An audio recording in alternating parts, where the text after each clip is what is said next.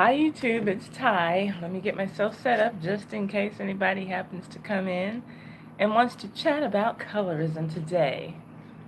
Let's see here. I'm getting my tablet set up so that I can see comments come in. Trying not to miss anything. I know that I missed some comments yesterday because the screen on my phone just froze like about maybe 10 minutes in our stream. So let's see here. Hope everybody is having a great day, a great Friday. Yeah. Let's see here. I need to start turning on my tablet before I come out. Get myself situated. Let's see here.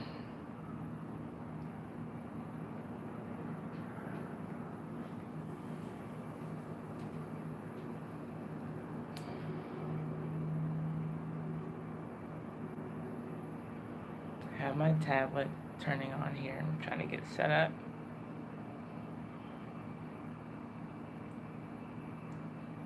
Oh, why is my Wi-Fi on? It's never on. Okay.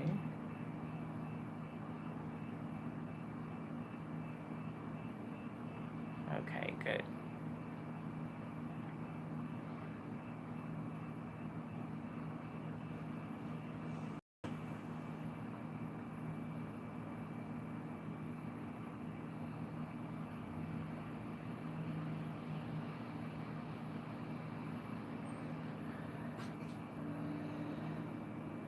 Wow, it's been a long time since I've had to wait this long to have somebody come into my stream. Thank you for coming in, whoever you are. Let's see here. I'm getting set up so that I can see the comments come in.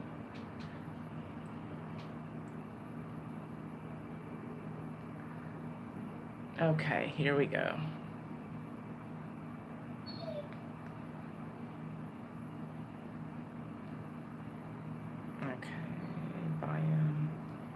Down on my media. Okay, well, I will wait and see if people are going to come in and start talking. Thank you for coming in. I just did some notes on a colorism video that I have coming up that was requested by Poetry, My Twisted Life TV at Poetry, with Poetry. I have been doing a series on men who are colorists, and I had like 9 names written down, and then I'm always asking when I do one video, well, who do you all want me to discuss next? And I go from the list, but then every now and then I get someone who wasn't even on my list, and I didn't know about or didn't know that they said colorist things. So the first video that I ended up doing was about a person who was not on my list, and that was Ricky Smiley. And that actually took a detour, and I had to do a video on Justin McClure when all those tweets came out. And then I got back to my list, which Neo was the next person on my list. And then after that, My Twisted Life TV with Poetry asked if I would do a video on Kodak Black, which I didn't know anything about him. So I just finished doing the research for that. I'm going to most likely record that video today. And after I record that video, well, I'm going to record that video today, edit, upload it, but because I just finished doing studying the research for that video, that topic was still on my mind. So that's why I wanted to do this live stream today, to see if anybody wanted to have a realistic and open conversation about colorism. So I will give this probably another minute and see if anybody wants to come in and strike up a conversation. And if not, then no big deal. I'll just come on and do a live stream a little bit later, probably about the same topic or something else if something is trending on Twitter. So let's see here. We are at almost 5 minutes. So yeah, I'm not going to give this much longer. Let's see here. I am set up. So let's see. And I've had some people come in, but no one's speaking. Hi, Spammy. How are you doing? Thank you for coming in and speaking. What's going on over there with you? And I'd be interested to know if you have any opinions on colorism specifically, but I appreciate you for coming in, because this isn't just a topic for Black people, for Black women. Hey, Phone Jones, thank you for coming in. I appreciate it. you know, I feel like people make videos about colorism, but I don't feel like often enough that people are really, really getting into it. And I feel like people are being a little bit too politically correct about the whole subject. And so I just wanted to have a real discussion. And I was saying that what prompted that is that, well, for you all who know, I'm doing a colorism series, Brown Girls on Colorism. And because it was actually, the whole thing was prompted by Chrissy, who is a YouTuber I follow. She has about 50,000 subscribers. Platform mainly to talk around Black women, which I think is a really important thing. Hold up, Bone Jones says colorism has always been around. It never, I don't think it's ever go anywhere. I'm noticing a lot of Black women who experience it. Thankfully, they tend to grow a greater sense of self-esteem, which helps when you're older. But still, when you're young and you're figuring out yourself and you're still forming self-esteem, everything about your self-esteem doesn't just come from within you. We need those outside forces to reinforce our self-esteem. It helps when you hear someone say, "Oh, you're a pretty." It helps your self-esteem when boys are interested in you, and not just interested in your friends who are non-black or who are black but much much much lighter than you. All those things help. And so I'm really I take it personally now, and partially because of just one video I saw. And you never know, like on YouTube, how something that you do or say can affect other people. And so when I saw, oh, the stream keeps breaking up. Okay, I wonder if it's doing that for everybody, Sammy. If you all, can anyone respond and tell me if the stream is breaking up for you? Let me know, because if it is, I might just need to log off and start over. I don't know. Oh, hey, Will's World. Thank you for coming in. I appreciate it. Let me see here. Okay, it was on your end too. Is it still now? Like, is it bad? Do I need to log off and just start over? Okay, you're good. You're in the gym. Well, thanks for listening to us in the gym. I appreciate that. Um, if this is a bad stream, you all let me know, and I will just stop, and I'll go in my office and start over. Okay, Will's saying the connection is good for him. Um, okay, I'm waiting to see if anything else comes in. But yeah, honestly, this one video that Chrissy did really made an impact on me. And she was just asking, well, she talked about how, okay, it's Jumpy for Spammy, and Will saying don't stop.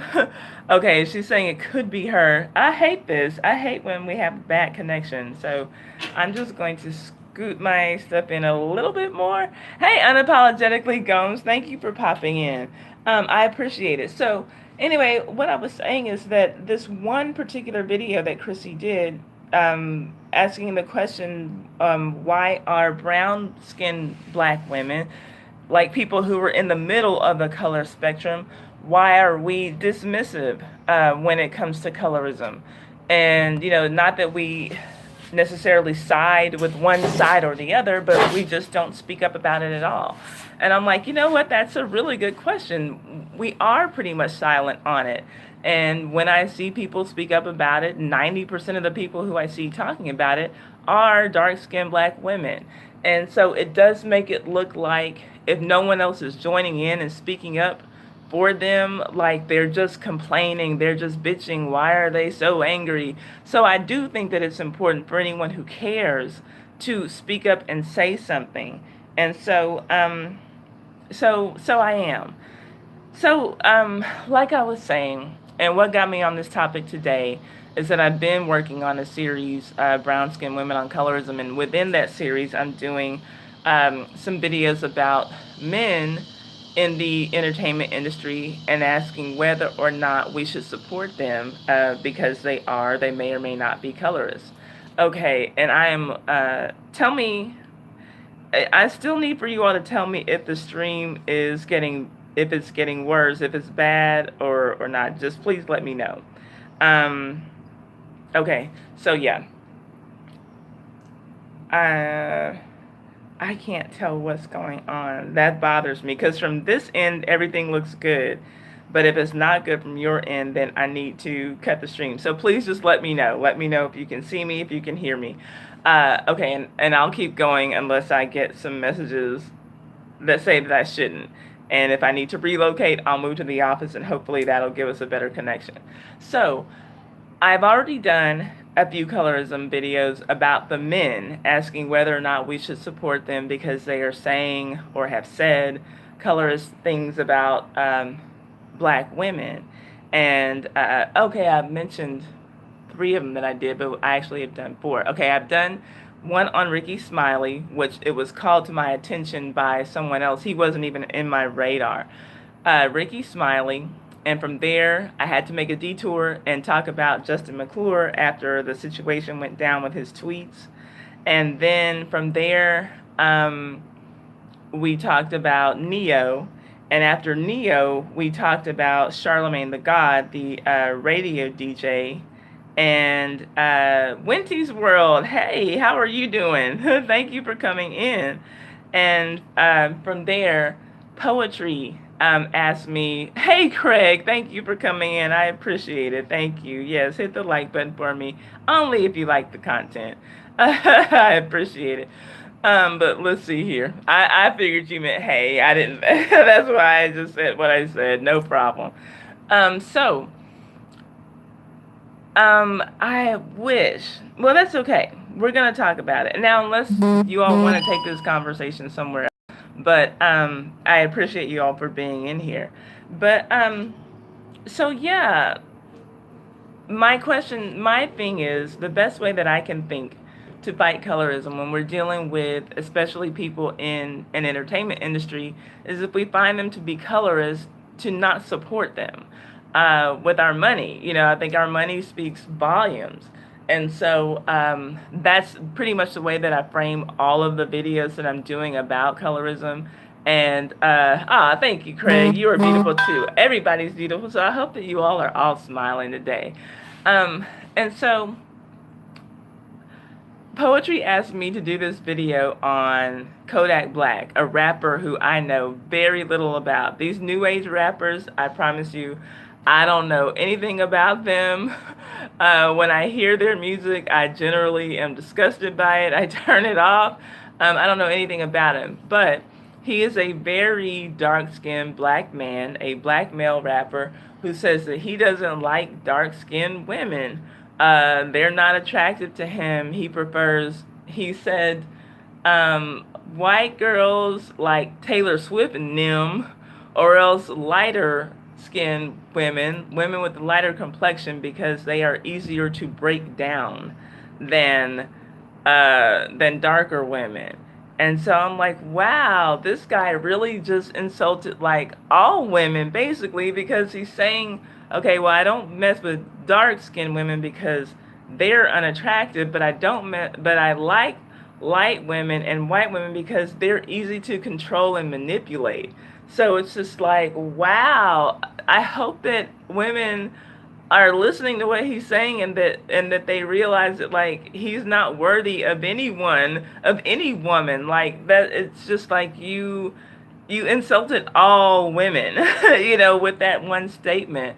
And so I guess that he's someone who's pretty popular right now. Yeah, I hope that he stays single, and not only that, I hope that he never procreates. Like this gene pool's got to be really, really bad for that reasoning, you know, to be a part of anything that he's talking about.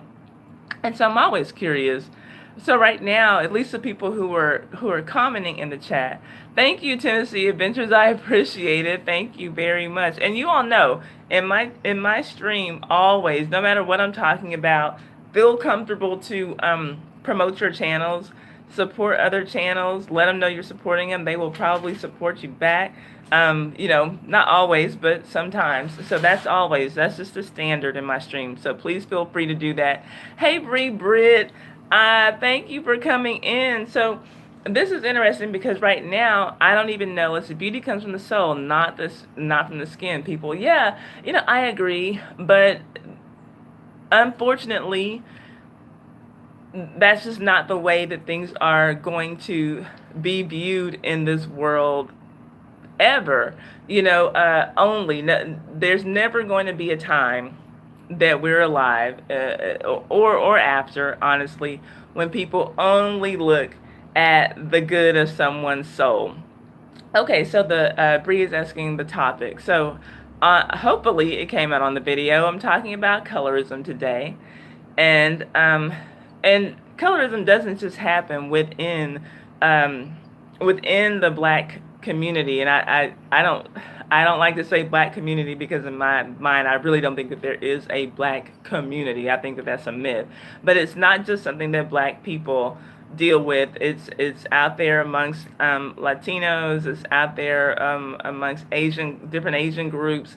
But it's colorism is basically when preferential treatment is given to lighter skinned people over darker skinned people, but within the same ethnic group. So it's not racism. It's not like saying that, in America, typically, whites are given a more fair hand than blacks. It's not racism. It's to look like, let's just say, black people. Like I have the thumbnail. There's a picture of a woman in the middle with a bald head who's about my complexion, and then there's a woman who is much lighter, and there's a woman who's much darker.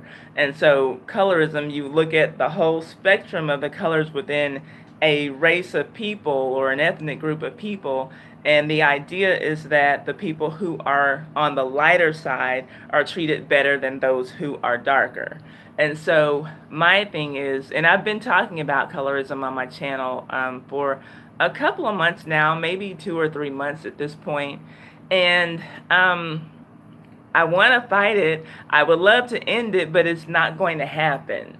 Just like racism isn't going to end, colorism is not going to end, because there's always going to be a need for someone to feel superior over another person based on something that doesn't have anything to do with merit, that doesn't have anything to do with, actually being smarter than someone or being more capable than someone. It's just a privilege that I have, that I was born this way. I'm lighter than the next person, so good for me, bad for them. And if you belong to a class that's more privileged, then you tend to want to hold on to that privilege, whether you rub it in the face of the next person or not. Let's just be honest. We all want to be the ones who are chosen. We want to be the ones who are picked. We want to be the ones who are given an advantage. The topic is silly. People who judge color and race. I would say that it's silly, but it's a reality. And so it's something that we have to deal with. And I think that we need to discuss from a realistic standpoint. It's, very easy to say that, it's silly to judge based on color and race. And it is silly. But the reality is that it does happen. It has continued to happen. Is going to continue to happen. So for the people who are being judged, and especially the people who are being judged unfairly, what are some real world ways that they can deal with it, and maybe even give themselves an advantage in a world that judges them based on something that they don't have control over? We need to spotlight the people who act like that time. Yeah, and that's why I've been making the videos that I have been. I've been pointing out, ironically enough, a lot of black men who are very dark skinned, who have very, very dark complexions, who love to talk about how they don't like dark black women. And so, my thing is, it's one thing to have a preference. Everyone looks at people and they have a type, and you can't fault anyone for having a preference. Yeah, I like that, Craig. Call them out and shame them. And that, for me, that's kind of like the most that I can hope, I think, that will come, because I don't think that me, from my YouTube platform, that I'm ever going to be able to end colorism. But I would enjoy it if, when any of these celebrities say something stupid on Twitter or Instagram that everyone's natural reaction and their first reaction is to just jump on them and make them feel like total fools and totally ashamed that they ever said such a thing, you know.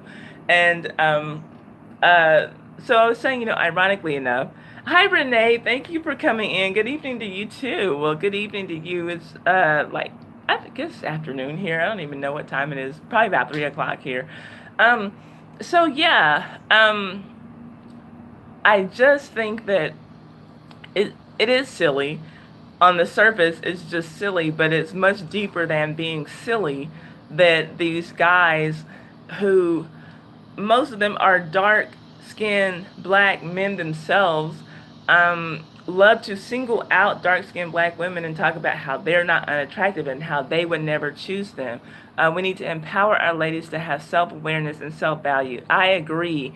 And I think that one thing that goes along with that, because yeah, especially once you become a certain age, you're wise enough to know that when people insult you based on something as stupid as skin, as the color of your skin or the deep darkness of your skin, that they're the ones with the issue, not you. You know that, but still, it does help with your own self-esteem when a man tells you you're beautiful. When another woman tells you you look really good, when you get a compliment, self-esteem doesn't only come from yourself. It's reinforced from the things that you get from the outside. So the things that you see, the way that people interact with you, those are things that like are put into your self-esteem bank to make you feel good about yourself.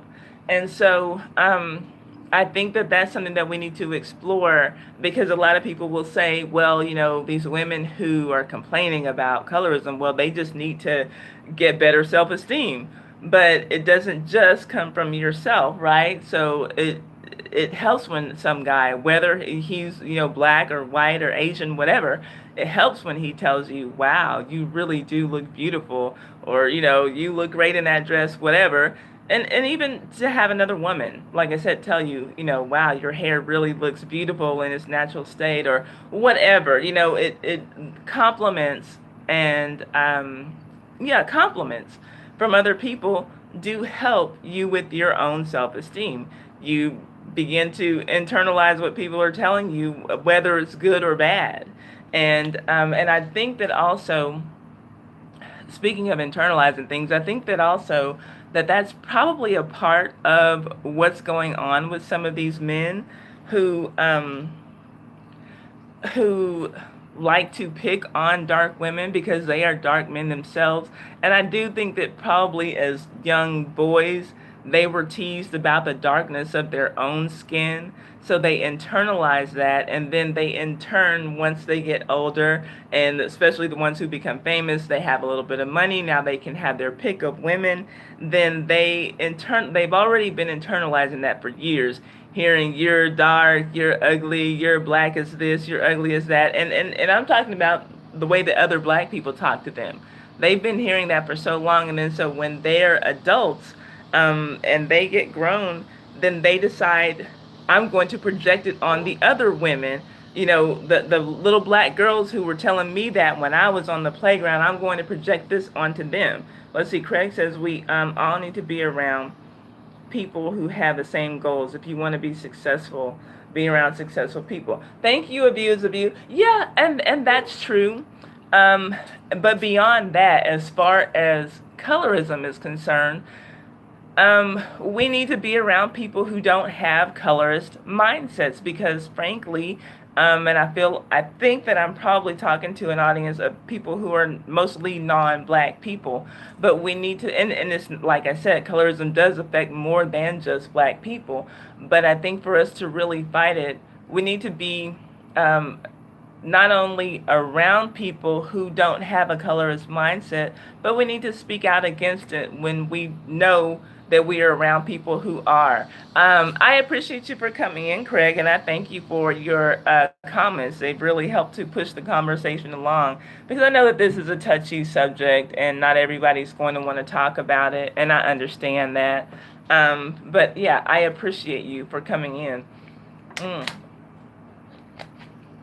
And I'm looking forward to my platform growing and being able to just come on and live stream it, because actually my colorism videos do get pretty decent reaction, but not necessarily something that everybody wants to see on a live stream on a Friday. I probably should have picked a more lighthearted topic, but this is just what was on my mind, because I was doing the research on Kodak Black and some colorist statements that he made, in which his statements were an insult to all women, though.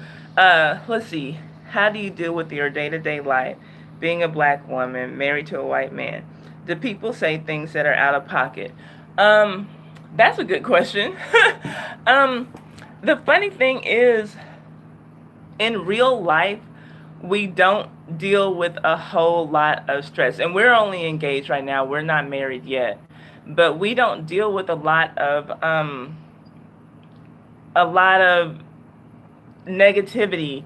Now, we do get some dirty looks sometimes, and it's odd, because we're in a town now where I see a lot of interracial couples, but most of the interracial couples that we see, it's a black man with a non-white woman, and people tend to not blink twice at that. But then for some reason, we're a different kind of interracial couple, so like that's not expected. And we have run into things, like one of the very first times that we went out in Houston. I told him that I wanted to go to this place, Katz's. It's in the gay part of town, and I figured if anywhere we can go where we're not going to be judged, we can go to the Montrose area and just have a good time. And when we got there and we were waiting for our table at the restaurant, Uno spotted some Aryan Nation people, like this. It was 3 guys and 1 girl, and I didn't know what they were, would not have known, but he knew, like, based on the types of shoes that they were wearing and the colors they were wearing, he was able to tell that that's what it was. And after he told me that, then I noticed that they were looking at us like with some dirty looks, and Uno was looking back at one of the guys, and one of the guys says to him, he's like, "What, do you want to do something? What's your problem? Why are you looking at me?" Like, just got really defensive. And so Uno was like, "No, I don't have a problem. What's going on with you? I'm just out here with my girl." And then he kissed me in front of them, and they really didn't like that, but they just ended up leaving. So I was concerned. I'm like, okay, are they going to be in the parking lot? Because we walked in about the same time that they did, and I don't know if they saw the vehicle that we got out of. So, like, that was one of the first times that we went out. And other than that, pretty much everything has just been looks, dirty looks, but like nothing's outright been said to me. And so, yeah, to answer your question, I I don't really deal with things much differently, but do people say things that are out of pocket? If they say anything, they say it behind my back. Sometimes Uno, because I think that he probably gets it a little bit worse than I do, because he looks like Aryan Nation. He has very blue eyes. When he grows hair, when he's able to grow hair, it's blonde. Hey, Instant Ride Play. And so, and he has these, it's Texas Pride that he has tattooed on his forearms, and people take that like as to be, I guess, some undertone racial thing, but it's not. He got that tattoo when he was living in Arizona, and people were talking shit about Texas all the time, so he just wanted to let people know, like, I have Texas pride, don't be talking shit about Texas. And so, but there was a time, though, that we were in a club, and he had his arms like kind of like this on the bar, and you could see the pride tattoo. And so this guy asked him, well, what did the other arm say? And he told him that it said white. And so, of course, he was joking, but the guy like just had this sick look on his face, like, oh Lord, it was a black guy who was asking. And so that was just something that we joked about, laughed about. But generally, things are, I don't get And there are times that I know that I don't notice a lot of things because Uno will tell me, he's like, wow, did you see them? They were staring us up and down. And I'm oblivious to a lot of the looks that we get. But as long as no one's saying something, as long as no one is bold enough to come in my face and say something, like even if I'm walking with him and someone like wants to say something catty as I after I pass by, I would just let it go. But if someone comes to my face to say something or to disrespect me, God help him if it's a man, because Uno's gonna lay him out. And but this is my first interracial relationship as well. And my husband was a dark-skinned black man who reminded me aesthetically of my father. He didn't remind me in any other way of my father. He was an abusive, drug-using asshole, so that didn't last long. But Uno, the way that he is, he's a hard worker. He loves the Dallas Cowboys. He reminds me of my dad, of the personality traits that are in my dad that are good. And so this being my first interracial relationship, one thing that was different for me, because like pretty much since I met him, it's been like all of these stories, one after another. This race situation, that race situation, a cop killing an unarmed black man, whatever, like all these stories that we're seeing in the news, white people calling the police on black people for no reason, all these stories, have been coming up. And so me, I know that he loves me, but I'm always looking to gauge his reaction. Do you think the same thing that I think? Do you have sympathy and compassion for what black people are going through? And as long as I see that that's in him, then he and I personally don't have any issues. And that's really my only concern. I know that the outside world, people are going to have things to say, and I understand that. But really, the worst comments that I ever get about my relationship is right here on YouTube. And that's the funny thing. It's so funny because I hate to kid Jameek. Thank you for coming in. I appreciate it. Because, I do like to talk about things that where race is concerned and stuff like that. And I have people, and some people it's just a misunderstanding, and like, because I'm still trying to figure out how to nicely address someone who said on one of my colorism videos, the comment was something to the effect of, you can't fight white supremacy by day and then sleep with a white person at night. And so honestly, and they didn't even come across as disrespectful. That's the way that they feel. And I understand where they're coming from, but my platform is not about fighting white supremacy. And even when I'm doing the colorism series, it's not about fighting white supremacy. And I would understand, people have a valid point. If I'm up here preaching Blackistan, black power, this, black power, that, and then this door opens back here and you see a white man come through and kiss me on the lips, like, what? What the hell? So I can understand that. But I'm not presenting myself to be some, Shahrazad Ali, fight the power girl. That's not what I'm saying I am. Now, do I think that, Instant Right Play, they do get very bold on the computer. Do I agree with white supremacy? No. But that's not what my channel is about. That's not what my platform is. It's not about fighting white supremacy. It's about raising up women. And yes, even more specifically, black women. And I'm saying black women of all shades, even though I'm doing this colorism series. And in my saying that I want to help raise up black women, part of what I talk about on my platform is just being aware that we have several options. And I'm never going to be the one to come on my platform and say, dismiss black men. When I hear black women on YouTube talking about divesting from Blackistan and get away from black men and they're apes, they're animals, I don't know what the fuck is wrong with these women. I had an ex-husband who happened to be a black man who was horrible to me. That was the worst mistake of my life. Any guy I ever dated before, seriously dated, was a black man and never treated me as bad as the one who I just happened to pick to marry. And so, Let's see, hold on. Abuse says, I was wondering, I knew you probably got some mean comments, but I never heard you say anything about the comments or your relationship. Thanks for replying to my comment. Oh yeah, now I did a little satirical video addressing some of my hate comments in ASMR. But in general, am I going to address people who just come to me disrespectfully? Hey, King, how are you doing, bestie? I'm doing great. I'm glad to see you. But yeah, as long as people, oh, thank you, the voice of reason. I appreciate it. And those ASMR videos are totally satirical. I don't know shit about ASMR, but people will be like, you have a good voice for it. But anyway, no.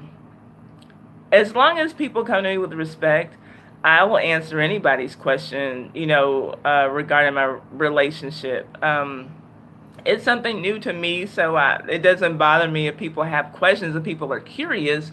But my thing is, don't think that you're going to come to my comments section addressing me as a coon, sellout, bed wench, black bitch, and think that I'm gonna be like, oh, okay, well, let me just tell you, no, sir, that's, like, no. Those comments generally just get deleted. The user gets blocked. But I can understand if people, are like, well, how are you talking about this? Because some people take what I'm doing as like some kind of black power thing. So I can see if people are, well, how are you talking about this? But then you have this white guy. But when people are just stupid about it, because really, literally, I had one guy say, she's crying about colorism, but she dating a white man. And it's like, what does that have to do with anything? As if colorism just ceased to exist because my fiance is white. So it's just like, some things I can't take, but yeah, I don't mind addressing any of it. As long as people just treat me with respect, and even if we completely disagree, I will handle someone with respect. As long as they don't disrespect me, I'll respectfully disagree. And that's all that I ever ask anybody to do. But yeah, I have people come to my comment section saying some very ugly things, and now I'm at a point where I can just laugh about it, and I'll be like, okay, well, I'll just add that to my next ASMR hate comment video. Let me get my coffee ready. But no, generally in my day-to-day life, being with Uno doesn't cause me any problems, that I had to deal with the outside world. My thing is, I love women, and I love all women, but I am a black woman, so I just want to see us get the best for ourselves. And again, never to tell black women, leave black men alone. They're sorry. That's stupid. And it's untrue. Most black men who choose to marry, of the ones who choose to marry, still choose to marry black women. Even though, you look at the media, you look at things in social media, you would think that, no black men want any black women at all, and, black love is a thing of the past or whatever. No, like, I'm not stupid.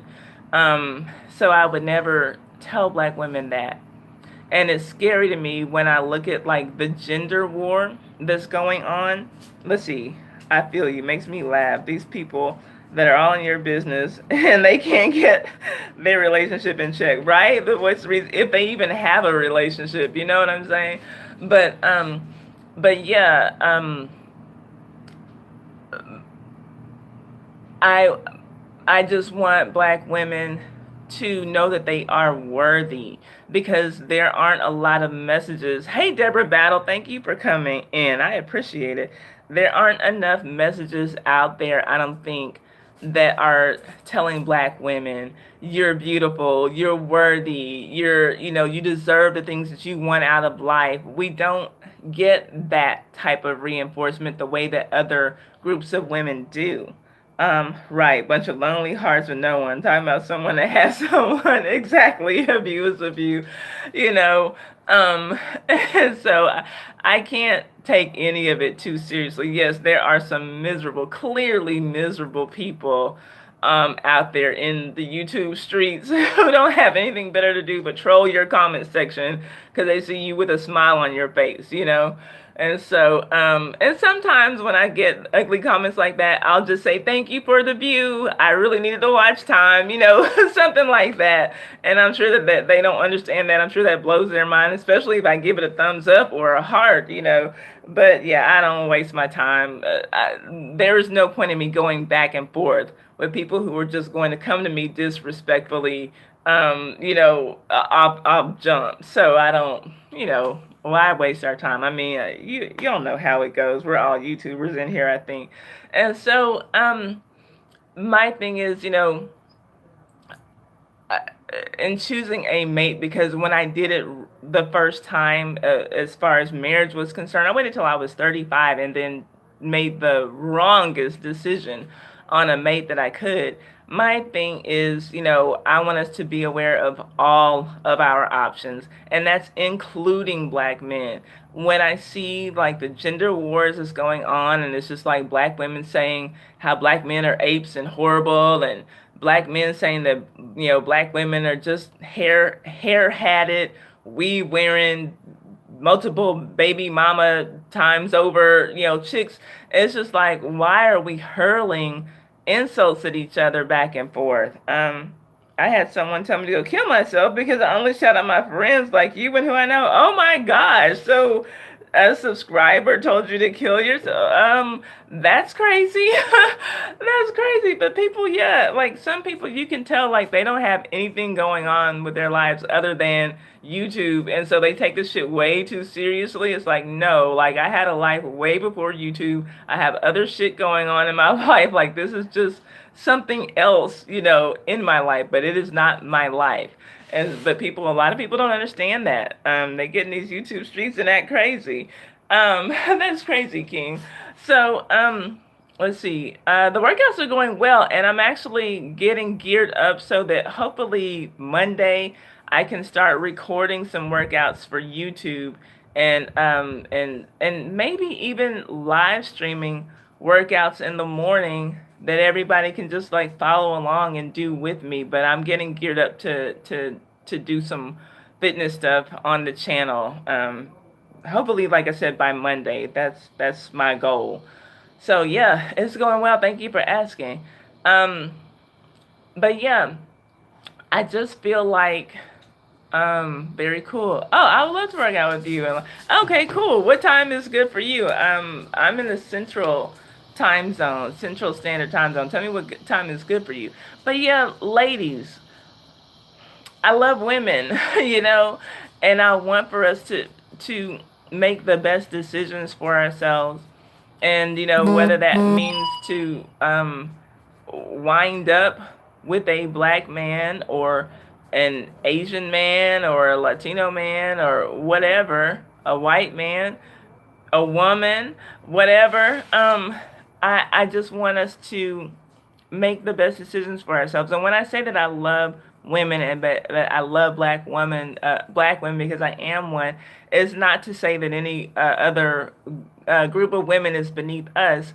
But I love what I am, and I would question anyone who didn't love what they are, what they come from. Like if Matthew Uno, his name is Matthew, but he prefers to be called Uno in these YouTube streets. So if Uno came to me, let's say, and said that, you know, yeah, I just love black women and I hate white women. They're trashy to me. They're disgusting to me. I would be looking at him like he's crazy. I'm like, because you come from a white woman. So at the very least, I expect for him to have respect for white women because your mother's a white woman.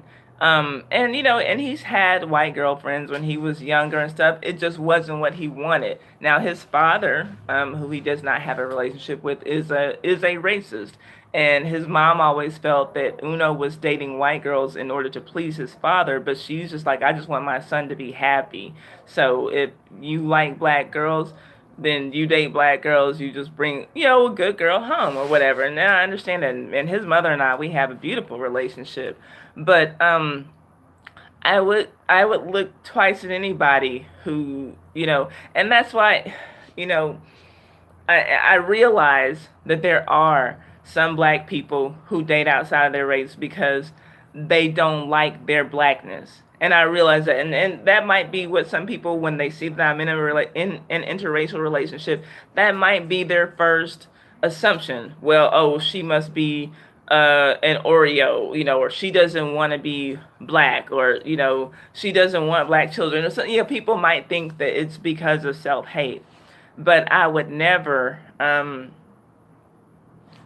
I when I hear about black people dating interracially, I mean, even I question people's motives sometimes, but you listen to the way they talk, um are they dissing black people all the time? Do they feel that they're like in a different class of black people, and like, yeah, I'm black, but I'm not black like you, like I'm black like this, you're black like this, do they put themselves on a pedestal because they are dating outside their race? Do they think that their children are automatically cute because their children are going to be biracial? And I mean, let's be honest, you guys, there are some biracial kids who are really fucked up looking. Just because you're a biracial kid doesn't mean you're destined to be cute or pretty or whatever. I hate that assumption, that, ooh, if I get with a Mexican man, my baby gonna have good hair and and pretty skin and blah blah, I hate, that's just slave talk to me. I hate when people talk like that. We often tend to be attracted to others who are different on some level. So interracial couples are just natural.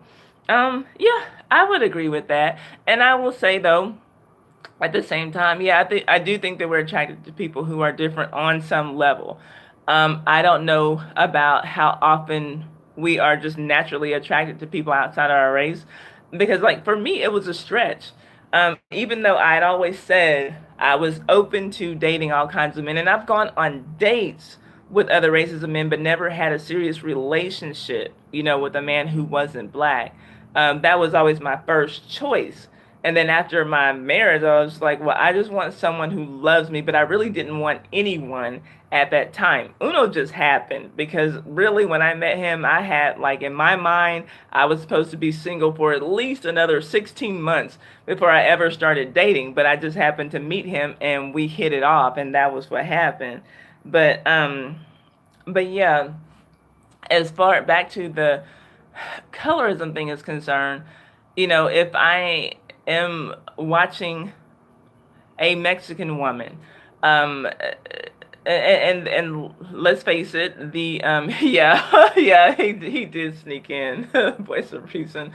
And that's true. Love works that way. You can't just control it or time it, and I like to be very scheduled about everything I do. He's a very shoot off the hip person, but oh yeah, I had it in my calendar, like, you can't start dating until I had the date marked down, like, yeah, you need to be single for at least this many months. I had it all figured out, and that's just not the way that it ended up working out. But if I'm watching a Mexican woman on her YouTube channel, and she's talking about anything similar to the kind of content that I have, then I do expect her to speak to her Mexican people first, to speak to her women first. Not to say that, that means that she's excluding black women or white women or any other group of women, but I expect for people to love what they are. I expect for white women to love white women and put white women first. I expect that. We all do that. It should be natural on some level. For some reason, though, when black people do it, it's seen as reverse racism or something like that. But no, I think that everybody is quite natural, logical, for people to put themselves first, or what they see as a reflection of themselves. And that's why a lot of my my colorism content is directed toward black women, even though I know that colorism is experienced in other groups of people. Voice of reason. Okay, your weekend is about to kick off. Well, you have a great weekend. Thank you for coming in. I appreciate it. I have a real dislike for people who have to tell other people in their race who they should be with. Yeah, and that's why I'm never gonna be the one to come on here and say, y'all need to leave those black men alone and go find you a white man, or what. Like, no, like, just my thing is always find the best man for you. Find somebody who's gonna care about you, who's going to do his best to take care of you, or be alone. Because frankly, I enjoy being single, and like I said, Uno just happened, but my thing is just pick the best mate for you. That's something that I'm always gonna push, and I don't care what their race is. Pick the person who is best for you, who suits you, who loves your family. If you have children, who loves and respects your children, who understands that you and your children are a package deal. Yeah, and I don't blame you if you is of you. And I'm in no rush to get married. He is. He doesn't know that I'm not in a rush, but I enjoy being a girlfriend, frankly. It seems like some magic is lost when I look at other married couples and, they're just like stuck in a routine. Not all married couples, obviously. Some people have beautiful marriages. A lot of the marriages that I see around me are not anything that I would ever want to be a part of.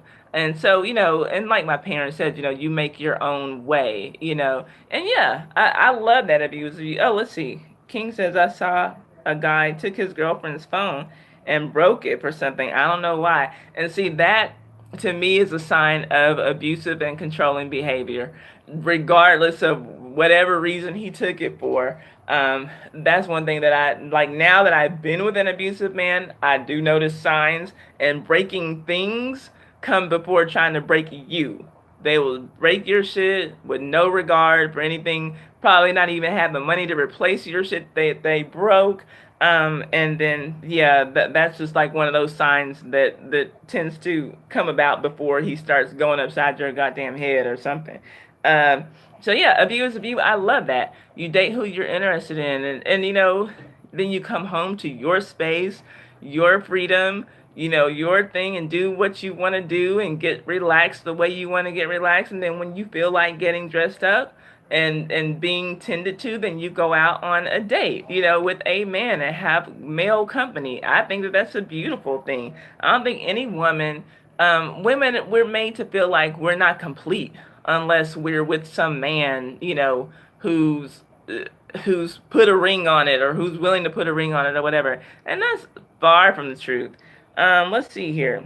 People need to learn to mind their own business as long as someone innocent or helpless is not being hurt. I 100% agree with that, Rothy. My dogs are being nosy. There's some dogs over here next door.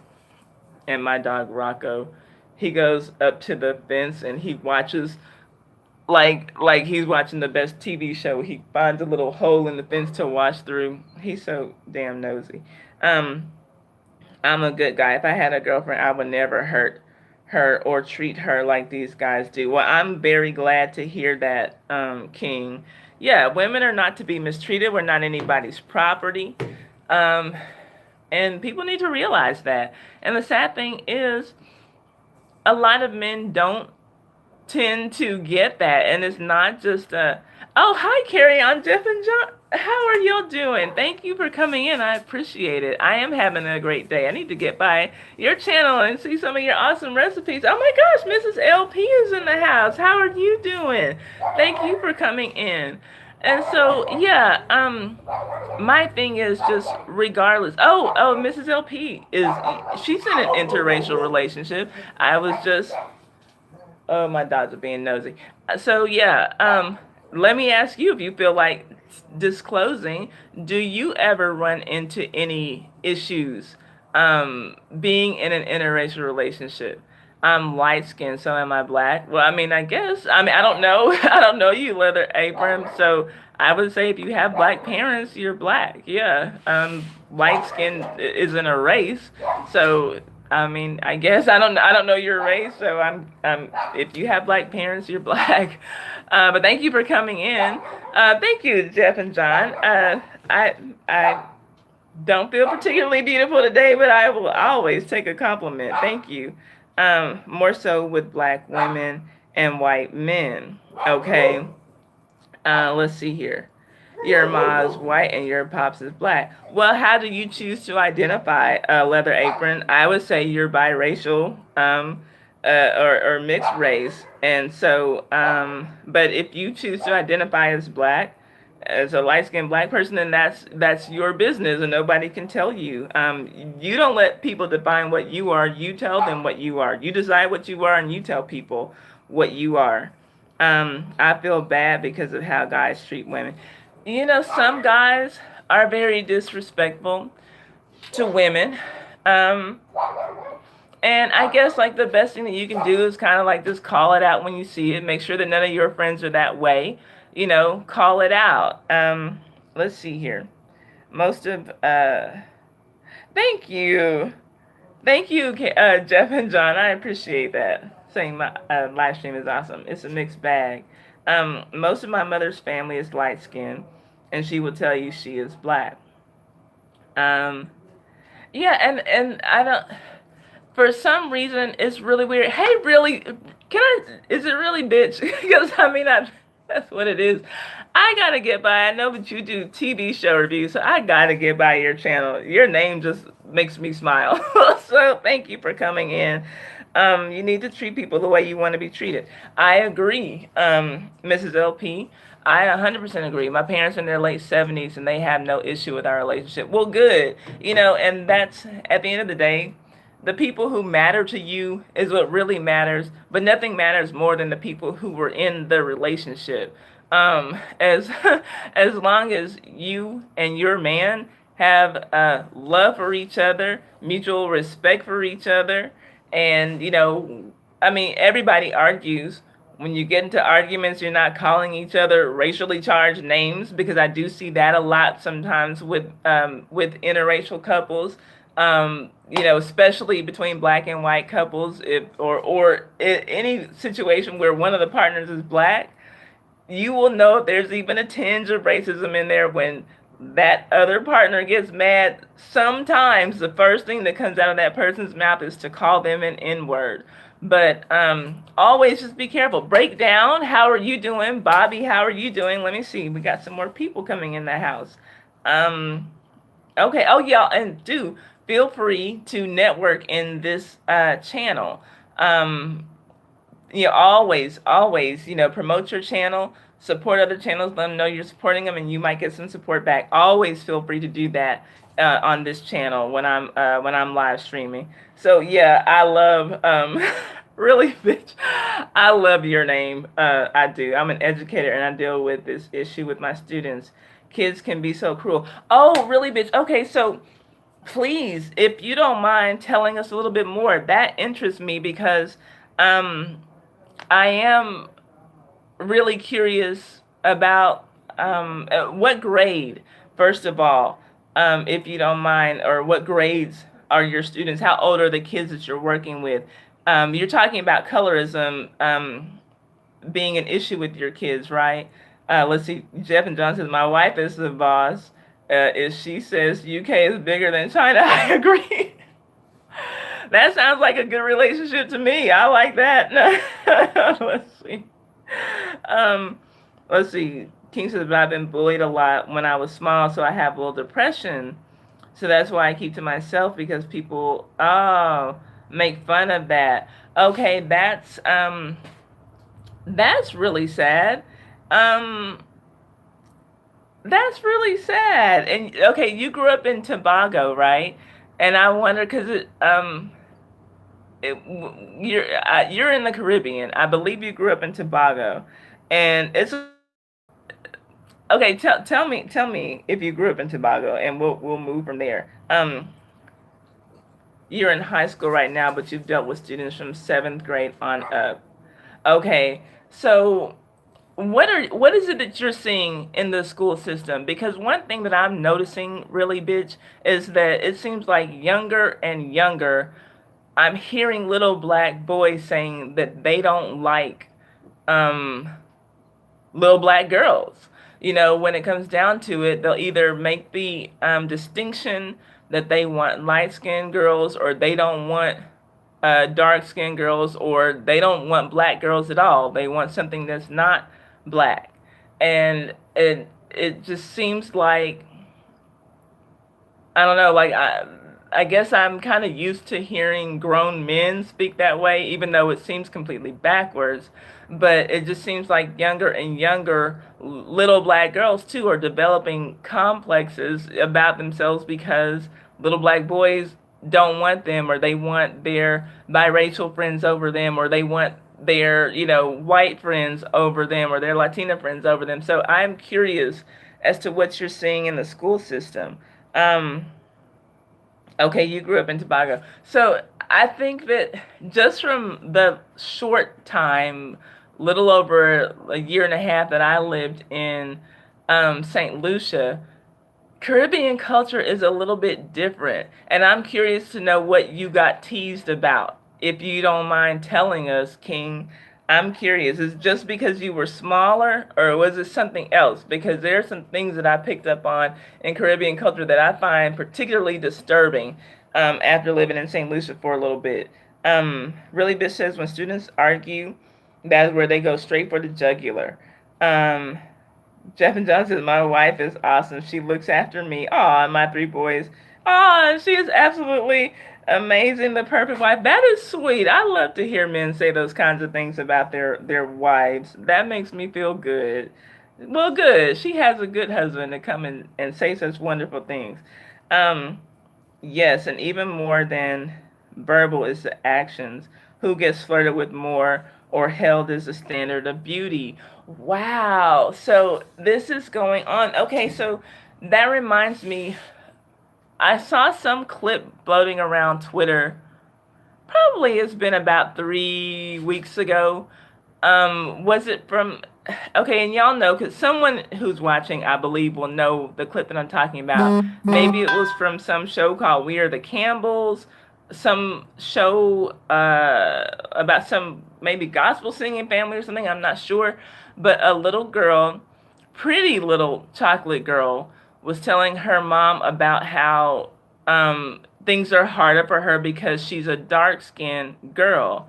Okay, it was We're the Campbells, but her mom is light skinned, so her mom was trying to, well, at first it seemed like her mom was just kind of trying to pander to her daughter and shut her up. Not in a bad way, but just to say, well, honey, you are beautiful. Look at you. You look like me. But, like, no, at that age, because the little girl is telling her how the little boys, they pick my lighter friends. They don't look at me. And the little girl, she's slightly overweight, but just as cute as a button, right?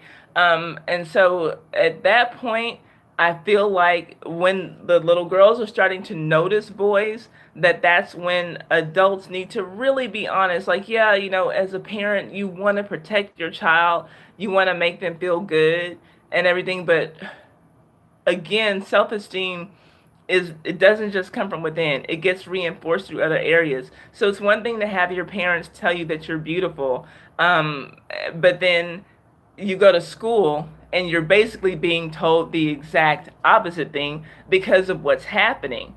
The little boys aren't picking you. The other little girls aren't telling you how beautiful you are the way that your mom and your dad tell you that you're beautiful. So it's time to be honest, with your children and tell them, well, everybody doesn't like dark skinned girls. Some boys are going to have a problem with your weight, but I want you to love you regardless, and I want you to do what you need to do to put your best foot forward and make yourself feel good. And then some boy is going to like you, when your confidence is high because you're feeling good about how you look. And it doesn't just have to be a little black boy, because a lot of these little black boys are colorist as fuck. So you tell your children, tell your daughters, maybe you're going to end up with a white boy. Maybe it's going to be a little Mexican boy at school. Maybe it's going to be a little Korean boy at school. You don't know. But let them know that they have other options, that they don't have to go chasing behind the boys who are chasing behind other girls. I think that it was time to be honest at that point. Yeah, and the daughter, really bitches, their daughter is dealing with being dark skinned. And it's sad this is something that you had to deal with. having to deal with being dark skinned, having to deal with the way that I'm born, right? It's crazy. But I mean, and the daughter, I remember her telling her mom, because her mom's trying to talk to her like she understands, but she's like, well, what about you and dad? You're light and dad is dark. And what about Auntie so and so? Her husband's dark. Uncle so and so, he has a light wife. So it's like she named all of these couples in her family where the wife is light and the husband is dark. And so she's been peeping game for a while. She just happened to have this conversation with her mom on this particular day. Let's see, we as adults have to check ourselves and what we said around and to our kids. Absolutely, Deborah Battle. And I don't have children, but I have three nieces and a nephew who I love very dearly. And I do, get to talk. And they're older now, but I've always enjoyed talking to them about whatever, and they're very open with me, and thankfully my sisters are very open with them, and they get to express themselves, and they're not just told to shut up and go in a corner. Like, they really do get to talk. But yeah, you're right, Deborah. Rafi says, I've been hearing derogatory remarks about my skin from black children and adults even before kindergarten. Wow. I just want to be sure that I read that correctly. I've been hearing derogatory remarks about my skin from black children and even adults before kindergarten. Now, that is really sad and really fucked up. And that's why I talk about colorism. People, like I said, I've had comments about me fighting white supremacy. You're 48 now. Okay, born in 1970. My oldest sister was born in 1970, so I can relate. I'm born in 76. So, okay, I feel like I'm talking to a sister right now. Okay.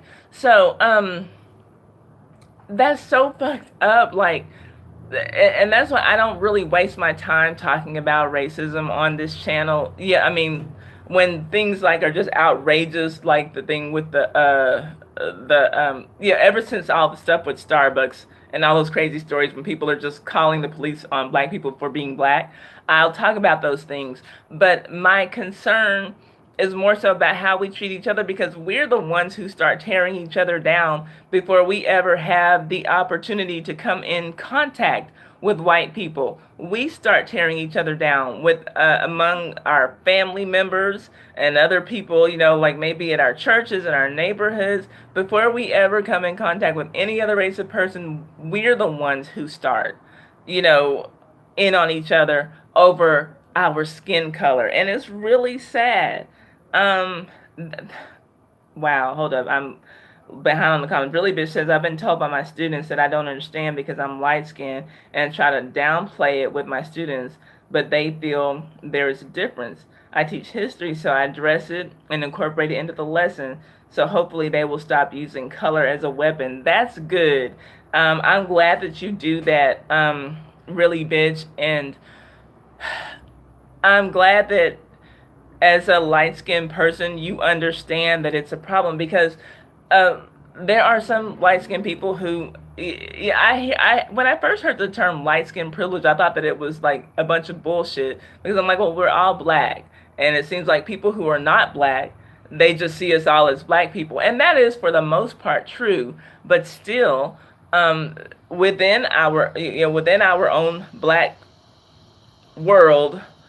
Okay, obviously it's just a fact that white people, that lighter skinned black people are given a privilege over those who are darker, and so it's good when there's a light skinned person who can recognize, yes, I'm light skinned, yes, I have a privilege, but I'm not going to use that privilege to rub it in a dark skinned person's face. I'm going to, I'm going to teach. I'm going to try to make a change. I'm going to educate.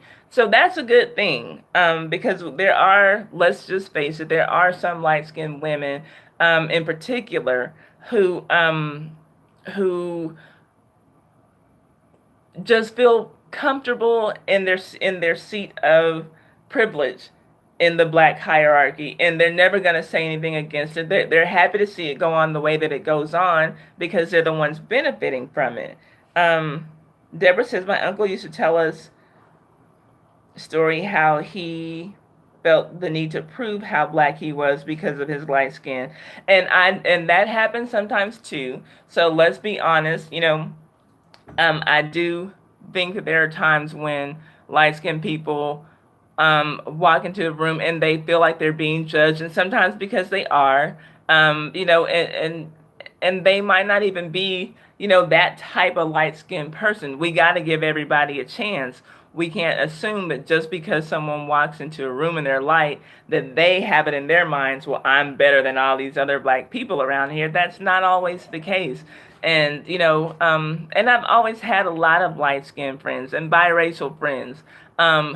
If they're my friend because they're cool as fuck. I don't hang around, anybody who walks around with their nose up in the air for no fucking reason. But I would see that there were people who, there were some darker girls who would feel threatened by them just for them coming in the room, or, like they would experience issues at work because some darker woman would think, oh, well, she thinks she's all that. Well, you haven't even said hello to me. You haven't taken the time to try to talk to me.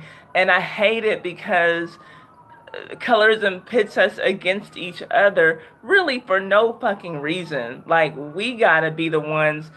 If it's going to end, and I don't think it's going to end, but if some strides can be made, I do think that it's going to be up to the women to say that we're just not going to tolerate it, and we're going to be our sister's sister.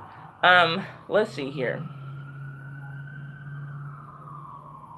So Rothy is 48. Okay, I got that. To be honest, old folks will make comments about the baby's color. Yes, and unfortunately, it's not just old people who do that, really, bitch. Thank you for letting me share. I do have a YouTube channel if people want to check it out. Yeah, so like Really Bitch is doing, please feel free to promote your channel in here. Support other channels. Let them know you're supporting them. You might get some support back. I know Really Bitch does TV show reviews, and I don't know what else she does. So let's just support each other. Okay, hi Lakitha, thank you for coming in. I appreciate you being in here. Let's see here. What are the rest of these comments? Okay. The reason I've been bullied was because of how I look and other stuff. That's why I never did live stream with my face or blogs or face cam videos, but I don't think I'll ever do. Okay, now I've seen you. You're a nice looking guy, King, so why do you say that? You've been bullied because of how you look. I think that you're a nice looking guy, so I hate to hear you say that. You shouldn't be walking around with low self-esteem. You're a nice looking guy. Don't, I mean, if you want, I mean, I'm not trying to make you get on camera or something, but if you would even consider it, don't let that be a reason, because people teased you. Like, no, you're a grown man, and you're a nice looking guy, and people love you, so people would love to interact with you, I'm sure, and see your face. Let's see, Deborah Battle. Okay, got 2 months till I'm 50. Okay, Deborah, are you a Libra?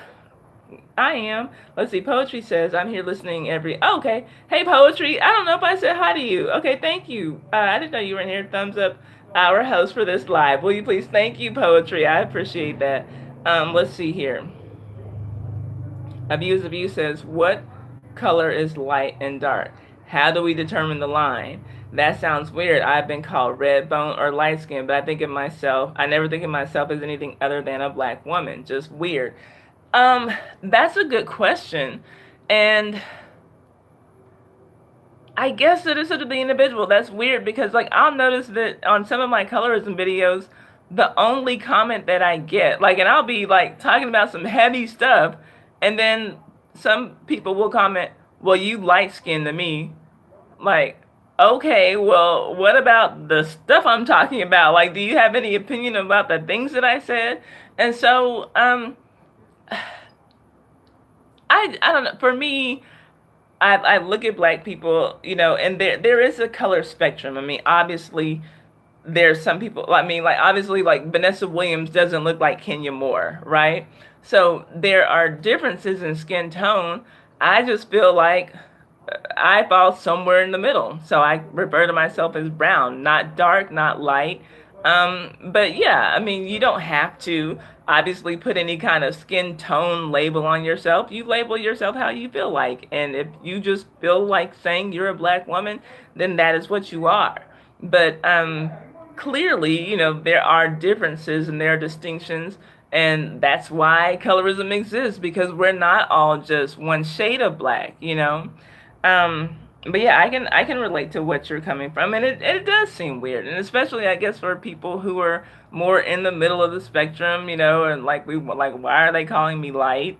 Like, or why is someone calling me dark or whatever? Like, I'm just here. Like, I'm just brown and I'm just here minding my brown ass business. You know what I'm saying?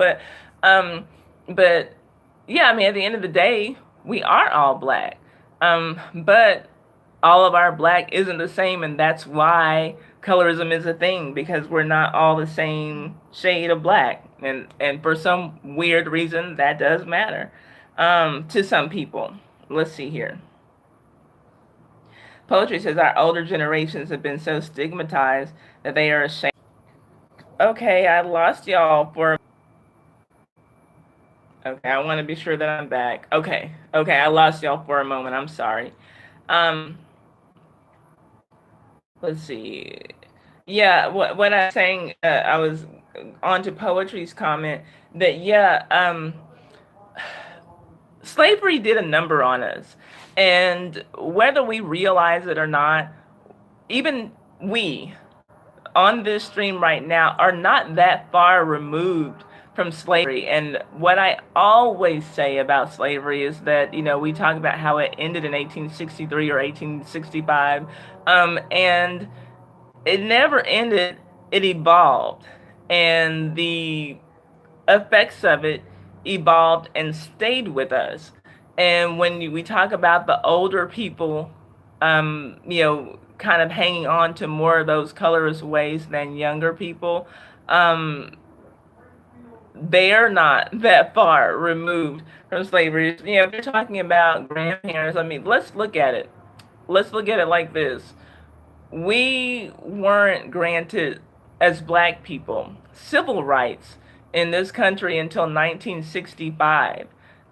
That's just literally what, 5 years before Rafi was born. So we went from slavery to outright, black people still being able to be lynched legally, to Jim Crow. So here we have black people who are not enslaved, but they still don't have any rights.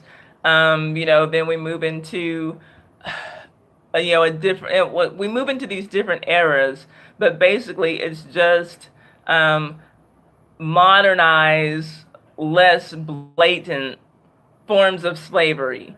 And then finally in 1965, we get some civil rights, right? And but all of that went along with slavery is stuff that we still carried.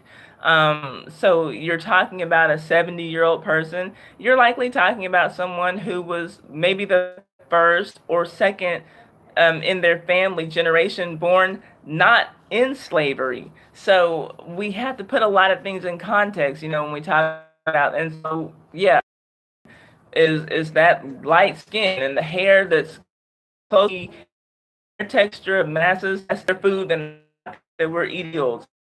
Towards you, better clothes and rags that we're wearing in the fields. It quite possibly the opportunity to be educated, even as just a bastard. You get things, because of that good hair. And that's why when I hear people say good hair, it does remind me of just slave talk, because as a slave who wasn't allowed to read or be educated, they don't have a better way to be able to say it, but it's what they mean. That good hair was tied to good things, better things than field slaves got, so it was good. But we're not that removed. We're not that far removed from those things. And so, yeah, to hear older people say that kind of stuff, it doesn't surprise me. It does bother me, though, because those things get passed on within a family. A lot of colorism stuff is generational, and you'll notice that some families, they try to keep their families lightened up, and we're not going to marry dark, even though like from the outside we look like this pro-black family, but we're not going to marry dark in this family because we got to keep the gene pool looking good. You know, we're not that far removed from those times. um Hold on. um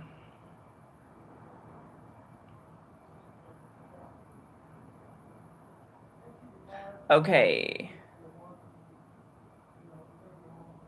Yeah, really, bitch. Says, who decides? Are we still using a brown in 2018? And that's interesting. Poetry has an interesting story about the paper bag test for her first colorism video, and I was asked her if I could tag her in one of these brown girls colorism videos. She did the paper bag test, and it was actually kind of prompted after someone in one of my live streams said that she could pass the paper bag test, meaning that she was lighter than a paper bag, and she's like, no, I'm brown. And a lot of people read her as light skinned, even though she considers herself brown. So she actually did the paper bag test. Crazy. Lakeith says no one can be made to feel inferior unless they allow themselves to be. I respectfully disagree with that. Hey, DC Kool-Aid and Lisa, thank you for coming in. You know, I'm always honored when y'all are in the house. Lakeith, I don't know if you're still in here, but I do respectfully disagree with that comment. Because again, like I was saying earlier in the stream, you know, people always talk about, well, you know, if you're feeling bad, just go get some self-esteem. Just go build up your self-esteem. And a lot of our self-esteem does come from within ourselves, but our self-esteem is reinforced from the things that people tell us on the outside.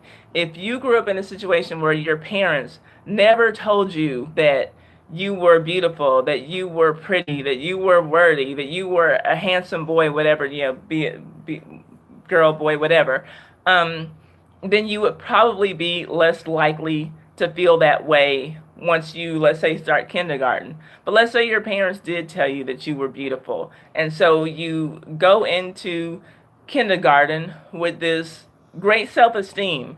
You know that you look good because your parents told you you look good, and but then you're surrounded by these kids who don't look exactly like you, but they're deemed to be as pretty, and you're just a little bit odd. So that might play on your self-esteem, you know. But then, and I could use myself as an example because I went to a mostly white school, and I can't say that I felt ugly. And the little white girls would tell me, you know, I was cute and I was pretty, and like my mom would sometimes braid my hair, and you know, I had my little beads, you know, hanging down my hair, and they just thought that I was so beautiful. Oh my gosh, Queen Ty! I want to look like Queen Ty. It was cute. It was funny. It was different.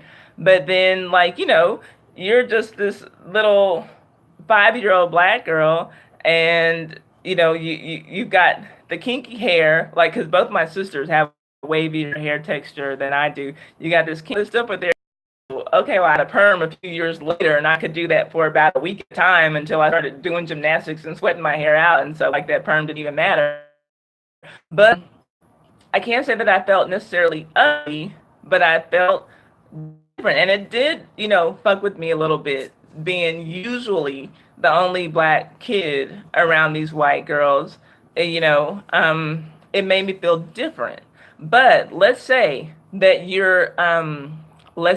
now, okay, you know, you look good, you're smart, you're pretty, you got it going on. You get to middle school, and it's 8th grade, and your parents still tell you every day, you look beautiful. It's Sunday, you put on your Sunday's best, you look beautiful for church, darling, whatever. And then you get to school, and the boys all like your friends, but they don't like you. Nobody's telling you how beautiful you are. Hey, Rob, how are you doing? Thanks for coming in.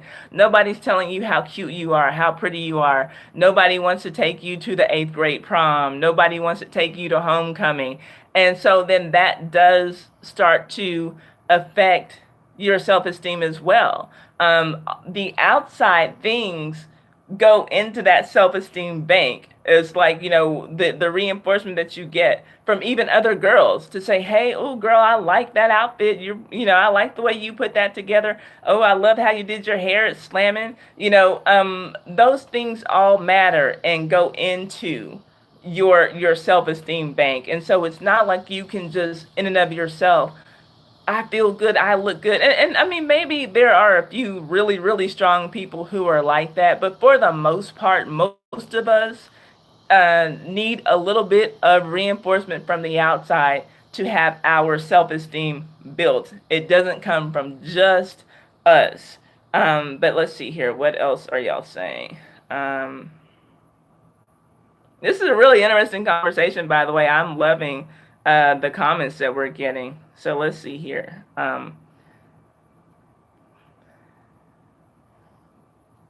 Yes, please listen to Really Bitch Drift King. Don't let other people's opinions dictate your actions. Screw them, like she said. Okay, Mrs. LP is still driving. She's still here. She's just driving. Thank you, Miss LP. Rothy says, fortunately, the person who raised me, my mother, wasn't a colorist. My sister was lighter, but we were treated the same. I was sometimes treated better because you were the baby. Okay, got you. Um, uh, Oh, you were babied by your sister. Okay, got you, got you.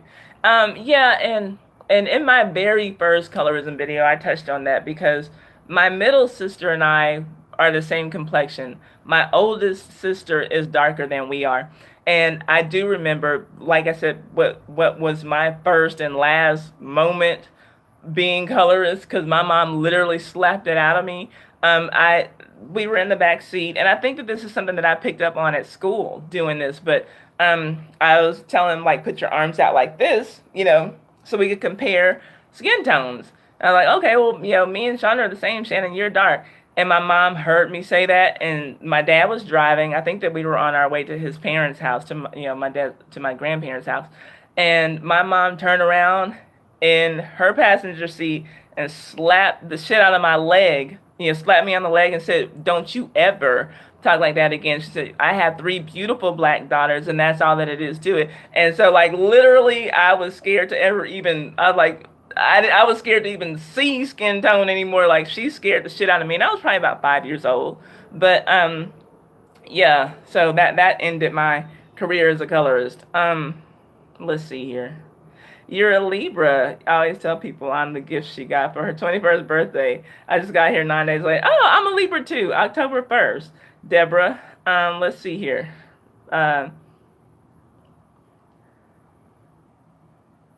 Okay, so Drift King, I'm reading your comment to Really Bitch, and you're saying you try not to, but you get a lot of hate for it. The people in your country. Okay, so I shared this before on a lot. Oh, you're also a Libra, Mrs. LP. Hey, October 14th. Come on, Libras. I love Libras. We're the best, but okay, anyway. Let's see here. King. Now, I feel like colorism is in the Caribbean.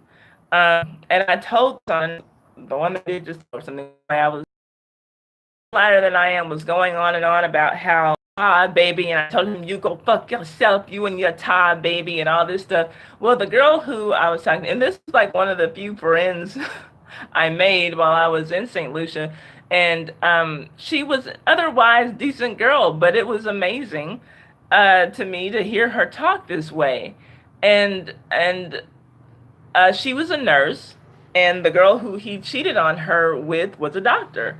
And so I'm like, well, didn't he make a move up? Like, because you're talking like he just like went down. So she's like, but look at me, And she, in her mind, is just like, I'm lighter, so I'm better. What the fuck is he thinking? That was what was going on in her mind. And so I'm like, and she's saying that she's light, and my baby is black.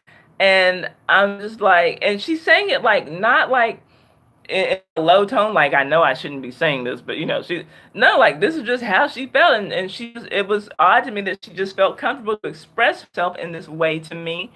And like, I'm black, right? Like, to you. And so she's like, yes, but we are not black like that. And I'm like, whoa.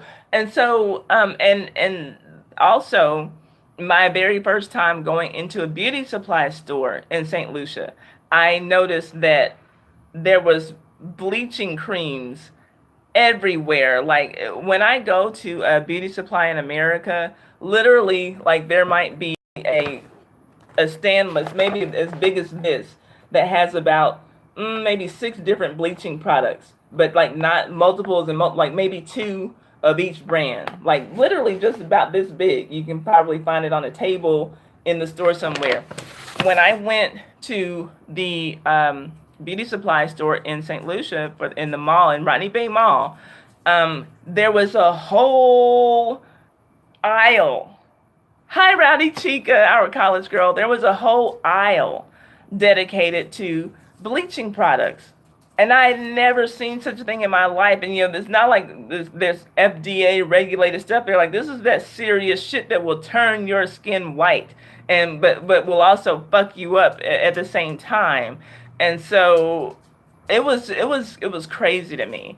And so I said, wow, like I know that we have our colorism issues in America, but it's clearly deeper here in the Caribbean. And that was me living in St. Lucia, but already having heard about how there's a bleaching epidemic in Jamaica, to where they're like bleaching those babies, like when they're first born, because they're trying to give the baby a good chance at life, by not having it to be dark or even brown, like it's crazy. But there are some issues in the Caribbean, so I don't doubt that you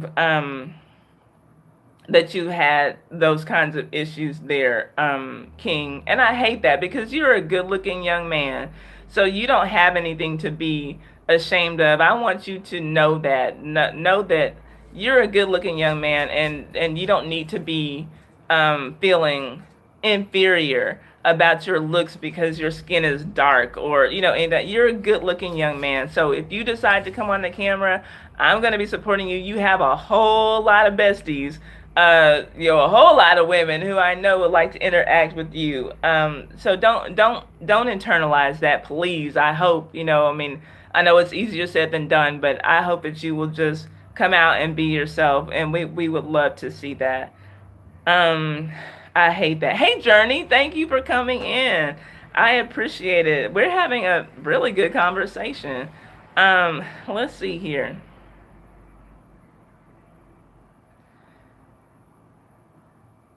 Okay, I'm trying to catch up with the comments, you guys. I'm sorry. Um,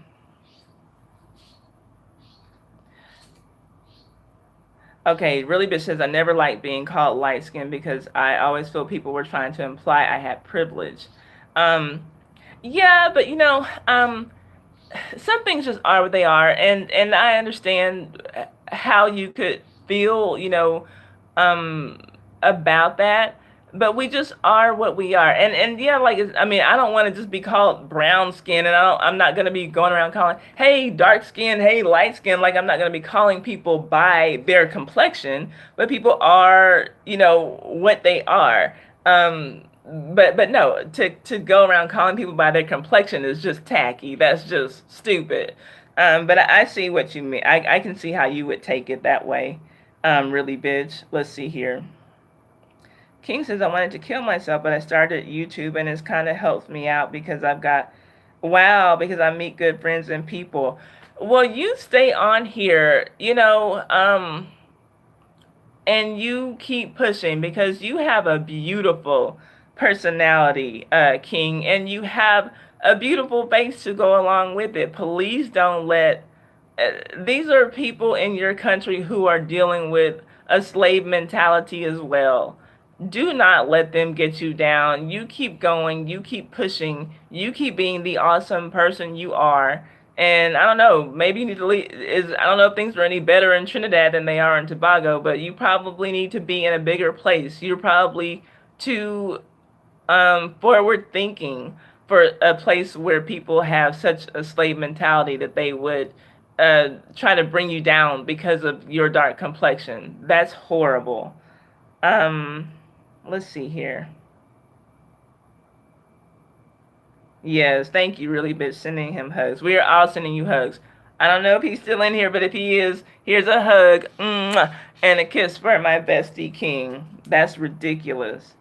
Um, yes, I know the hair is a totally different thing. I might have to do a texturism series within the colorism series. Yeah, the hair is a whole different thing. The slaves that were in the house.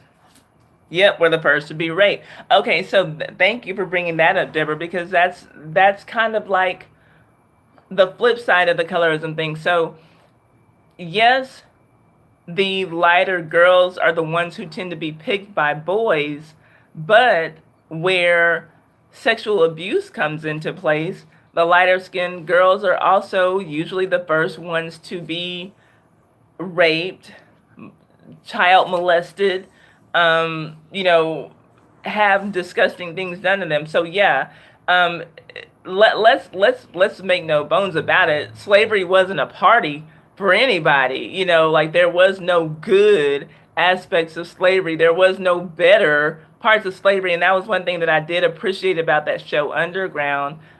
Because that was something that they explored, even though briefly. There was field slaves who thought that the house slaves had it so well because they got to wear nice, pretty dresses and have their hair done, and they got to eat good food. But then when we talked to Miss Ernestine, who was the head house slave, the master's mistress, had two children by him.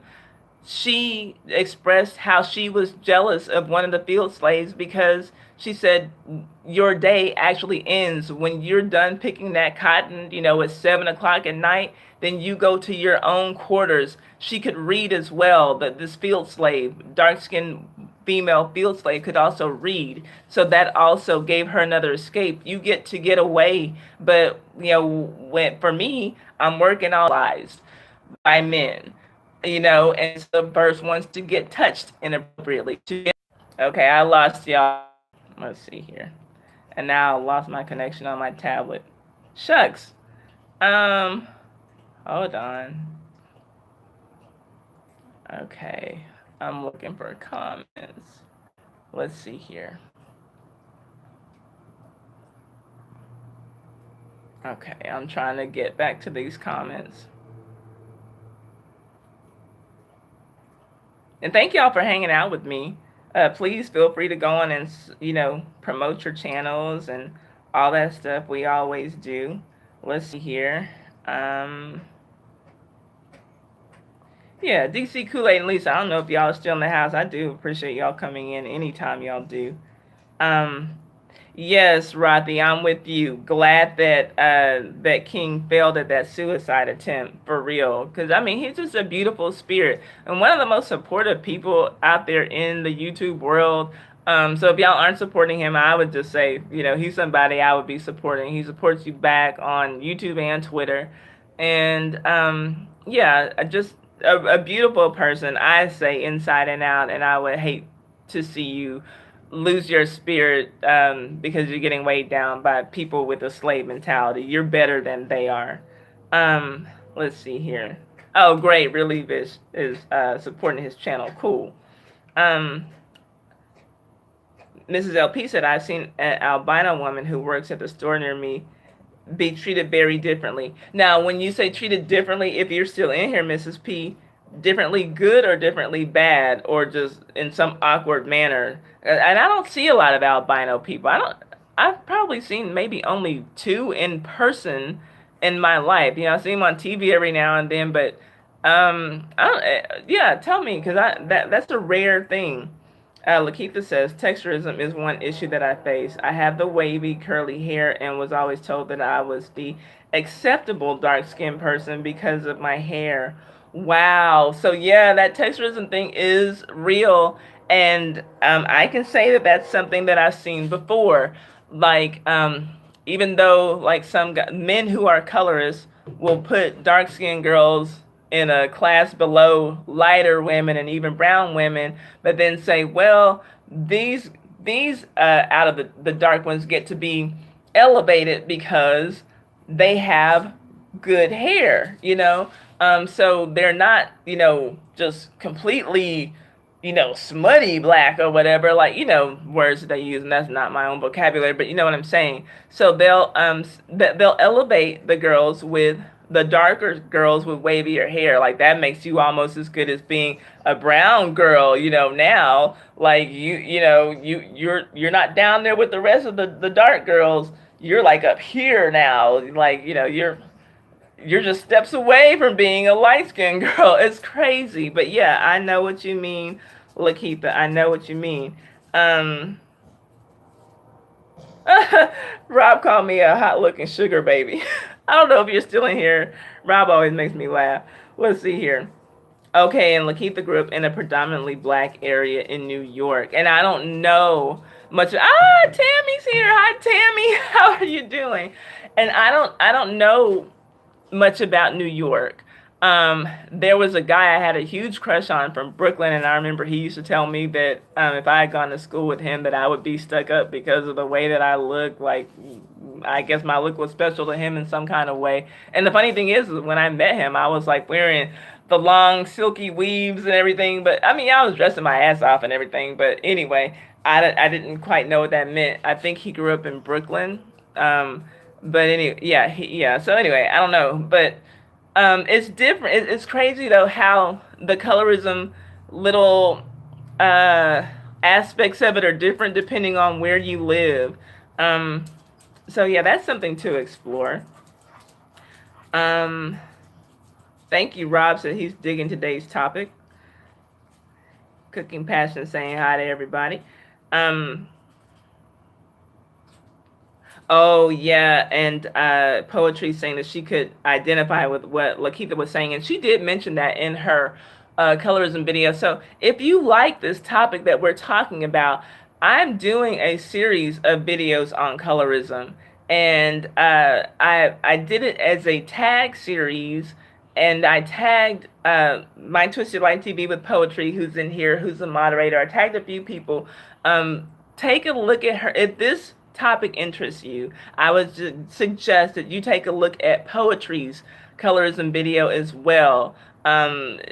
Just, like I said, if this topic is interesting to you, she did a really great video on the topic. And so, I mean, just check out her channel in general anyway. But again, like I said, since we're talking about this today, and obviously we're having a good conversation, an engaging conversation, if you want to continue this conversation when I get off the live stream, or some talk about it, definitely check out her video. It was really on point.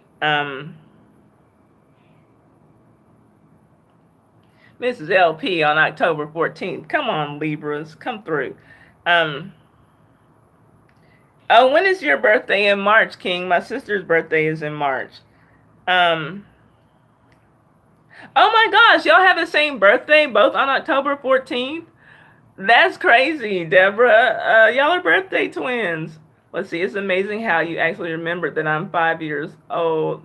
Remembered that. Oh, it's amazing how you actually remembered that at 5 years old. I'm sure it was a lesson learned. Yeah, Rob talking about my mom giving me the nice slap across the legs for trying to compare skin tones with my sisters and myself. Yeah, lesson learned for sure.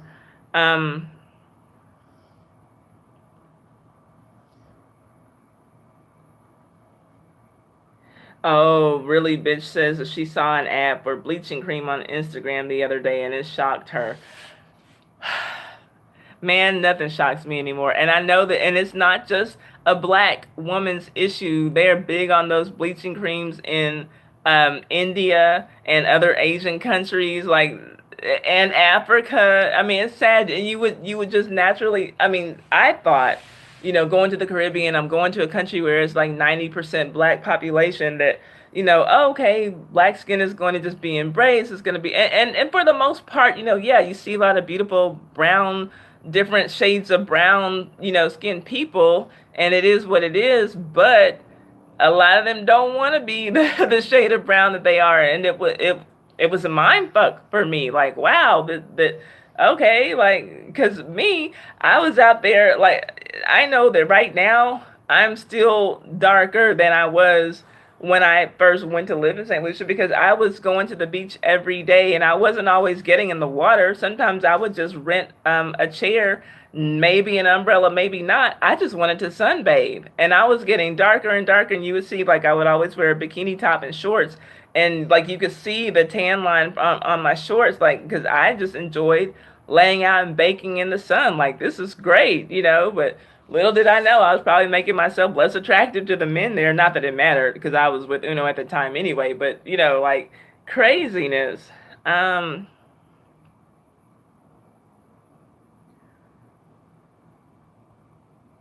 Yeah, King said not black like that. Like, what was she seeing? Like, crazy. I don't know what this girl was thinking. King referring to the girl who I was talking about in St. Lucia, who was not understanding why somebody would leave her for a guy who's, you know, would leave her for a girl who's darker than she is. She just didn't get it. Ah, thank you, Will. Will says I'm a baddie. Will is a cutie, y'all. Now I don't know. I'm not trying to play a matchmaking game on here, but he's a cute guy, and he's fun, and he's entertaining. And he's humble. He says that his co-star is the star of their show, but he's a cute guy, and I'm sure that he and his friend are going to blow up on YouTube. They are just what this age is about. They're young, fun guys who I said they look like they eat avocado toast every morning. You know the type, right? Okay. Let's see here. Um, then Journey came in the house. Oh, okay. Hold up. Okay, I gotta catch up with these comments. Yeah, see, really, bitch said he's a cutie too. Let's see here. Oh, this reminds me of the baseball player Sammy Sosa. Oh my gosh. Oh wait, hold up. I had a girl text me and said I was ugly. I just blocked her. Why would she text you? Why does she even have your number if she thinks you're ugly? I don't understand people. Hold up. Okay.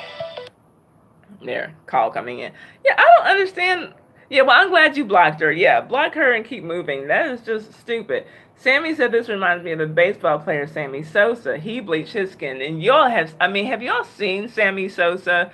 It's really sad. He was a nice looking guy, nice enough looking guy before. He wasn't like, you know, on my list of, you know, hottest celebrities or anything, but he looks like a damn fool now. He looks horrible. This skin bleaching thing, lighter is not always better, you know. He looks absolutely terrible now, and in his mind, he probably thinks that he's the shit because he's the complexion that he wants to be. But yeah, the issues is bad enough in the Caribbean countries, but then when you get into adding the Afro Latinos in the mix, like it's even on a whole nother level. It's like on a totally different level. Hey, Stormtrooper style, thank you for coming in. Let's see here. What are y'all saying?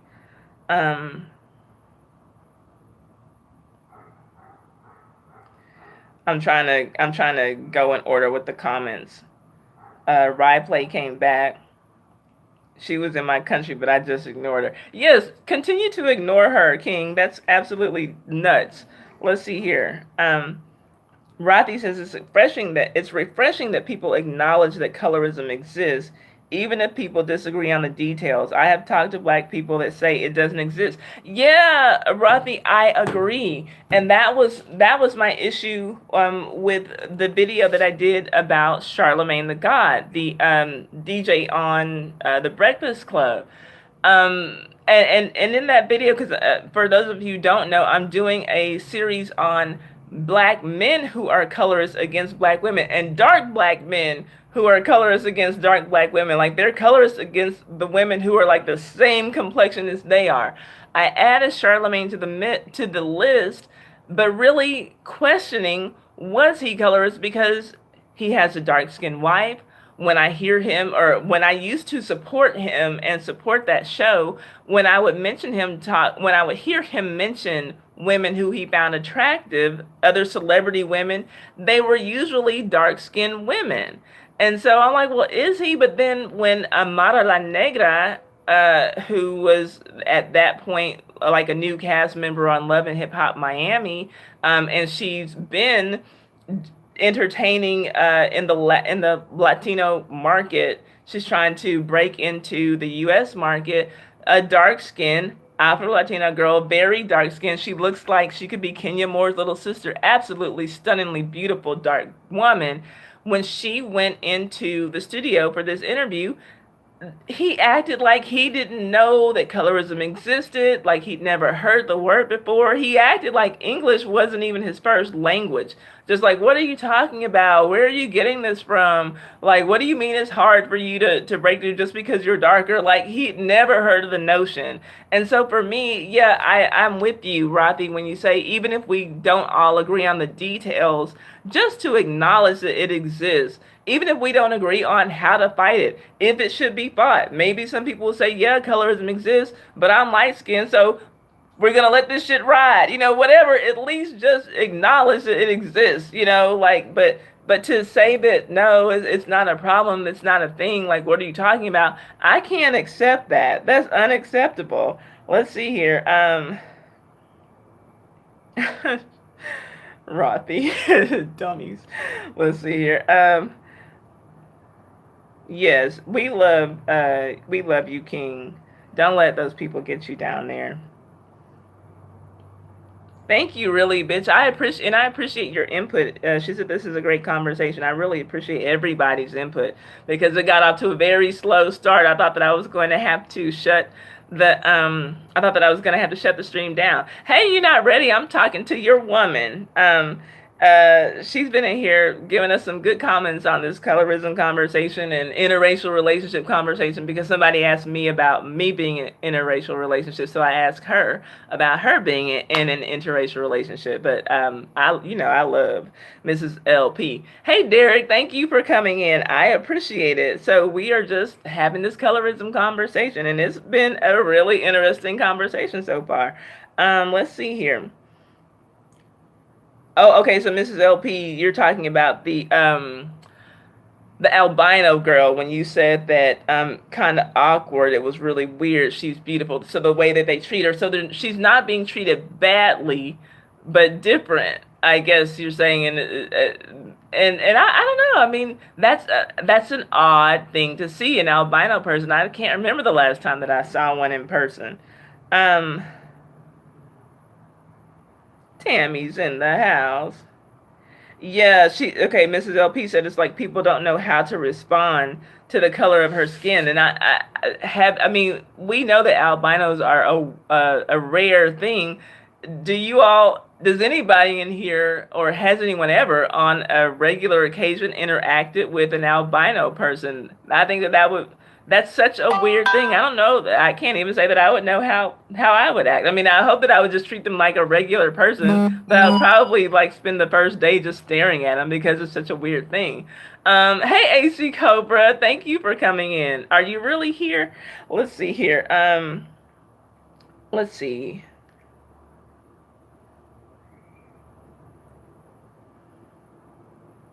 Tammy, I'm doing great. Thank you for asking. Hey, Bondi, thank you for coming in. Thank you, Tammy. I'm so glad that you're here.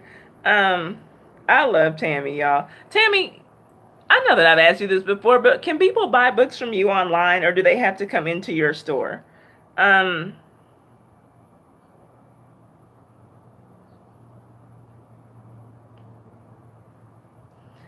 Yes, King says he always treats his supporters with love and care, and that is very true. Oh, your birthday is March 10th. My sister's birthday is March 18th. And it's not 1998. I'm not going to disclose the year, but she's older than I am. I'm 41. So yeah, you figure it out. Let's see here. Will's Royal. Will's Royal said I'm a baddie. That's cool because he's cute. Let's see here. Oh, Tammy's husband's birthday is March the 26th. Okay, so then they're different signs. Okay. Let's see here. Yes, really, bitch says Sammy Sosa looks a hot mess. Such self-hate. He really does look a hot mess. He looks terrible. White people were meant to be white. Black people were not meant to be white. We just weren't supposed to be. So he looks like a damn fool. But I mean, he's just cheesing from ear to ear now that he's bleached his skin. So in his mind, he probably thinks that we're crazy. Like, y'all, I know I look good, if you were to talk to him. But yeah, he looks like a damn fool. Let's see here.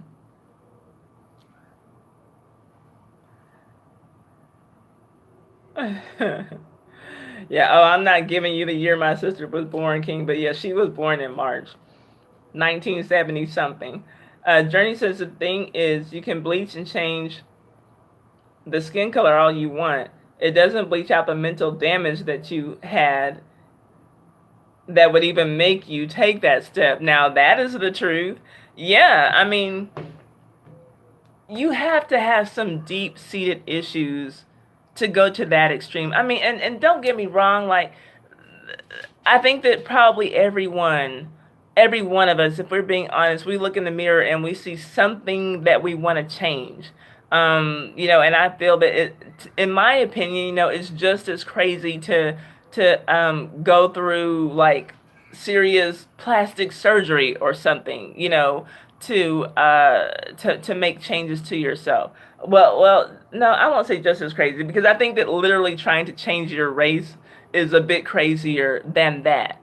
But I mean, we all look in the mirror and there's something that we see that we think could be improved upon, and so I can't knock anybody for trying to improve themselves, but when you think that you have to change your race to improve yourself, that speaks to some issues that you've been internalizing for a long time. And to me, it speaks to, or it makes me think that you need some serious mental help. This isn't just about wanting to look good. I mean, yeah, wanting to look good is one thing, drop a few pounds, maybe even tan, for a little bit or whatever. And I can understand maybe even if you must lighten, maybe a shade or two, like Charlemagne claims he, just lightened his skin to get rid of the hyperpigmentation around here. But even though to me his whole face looks lighter, but whatever, but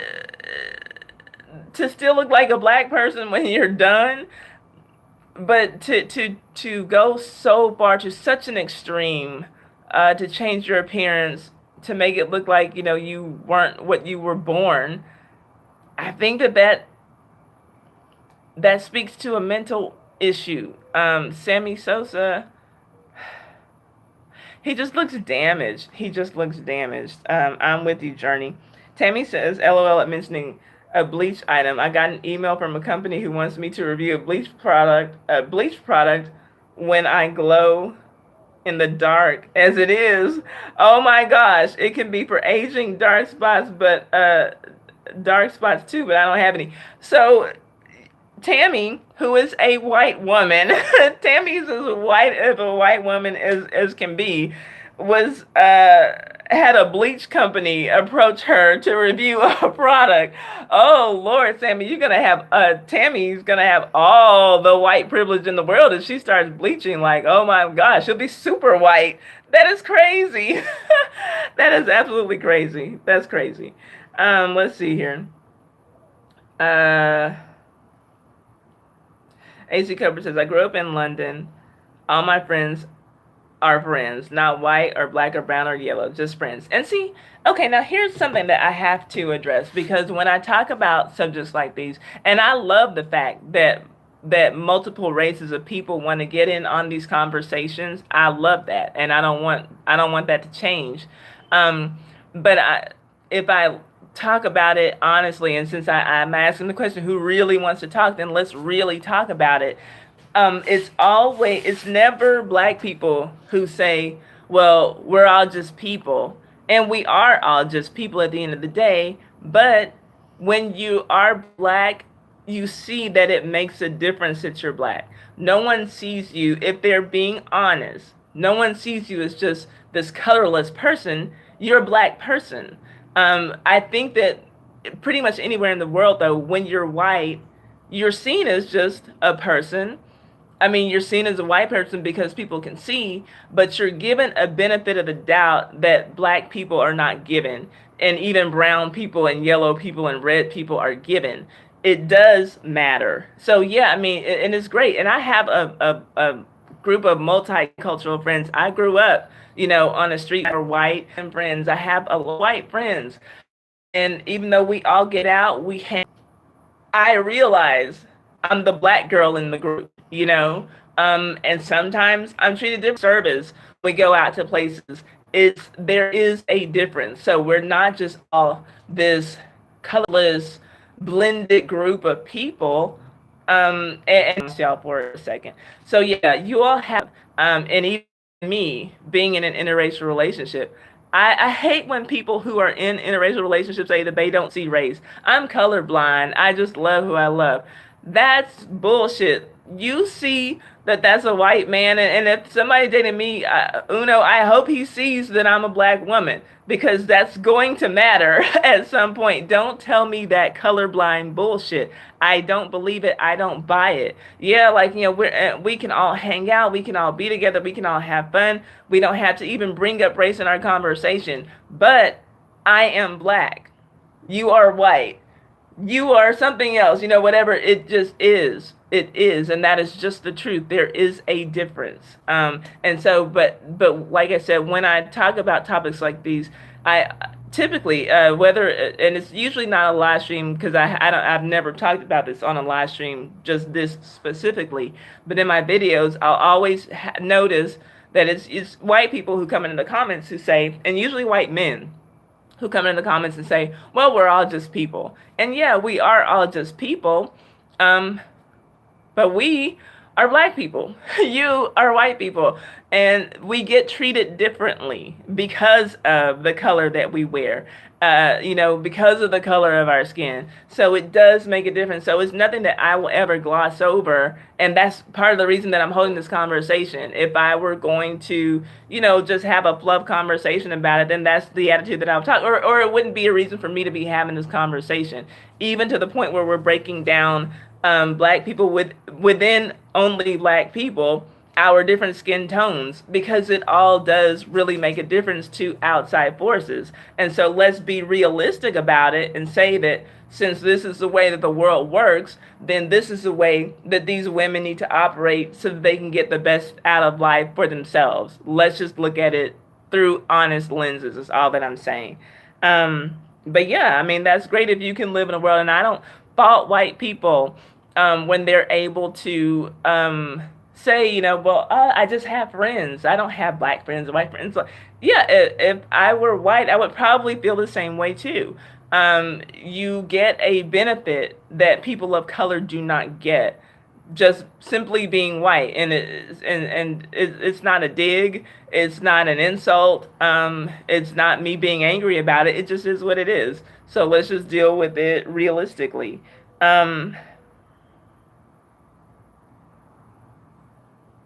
Oh, really, bitch went to school with an albino person. How was that? Like, was everybody always staring? Like, was it grade school? Was everybody staring at this kid? Was it a girl or a boy? I'm very curious. Um, People can buy online through. Oh, okay. So yeah, okay. So Tammy has a bookstore. Okay, I didn't realize that. So I'm gonna support your bookstore too. People can buy online through PayPal and in the store. Tammy has a bookstore, and on her channel, she reads a lot of the synopses, little summaries of her books. And so, if some of that stuff, like if you on her channel, check her out, and if some of it sounds interesting to you, then buy a book. I love it. She just opened up her bookstore because she wanted to save books. People are going digital, but the books are already made, they're already printed. So, rather than just having books burning in a landfill somewhere, she opened a bookstore. So check her out, Tammy Minda. Okay. I see that I keep losing y'all. I'm sorry. And I'm already over 2 hours. So I'll be sure that we don't go to more than 2 hours and 30 minutes because I hate losing y'all like this, especially when the conversation's so good. So let me log out on my tablet and come back so I can catch up with the comments. Let's see here. Give me a second, y'all. I'm sorry.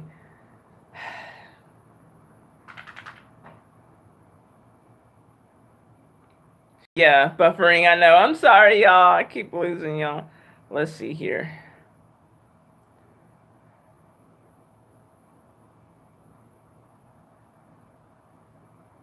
Okay, Mrs. LP says, I know it won't happen anytime soon or ever, but it would be a much better place if we could treat people the way we wanted to be treated, with respect and grace. Yeah, and I agree, and it's never going to happen overall, but I do think that if we, as people, you know, make an effort to talk to each other and to understand each other.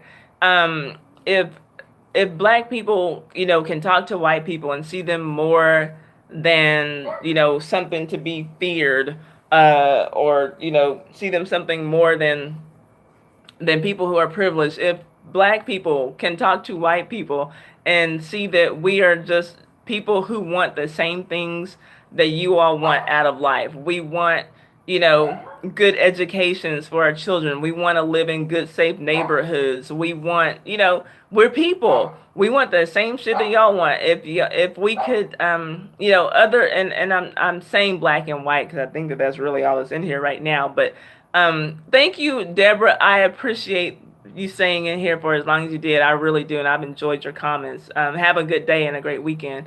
So, I love you with each other. Uh, I think that some positivity could come out of just having realistic conversation, that we might see each other as human beings with real feelings, and black people can stop being afraid of other races of people.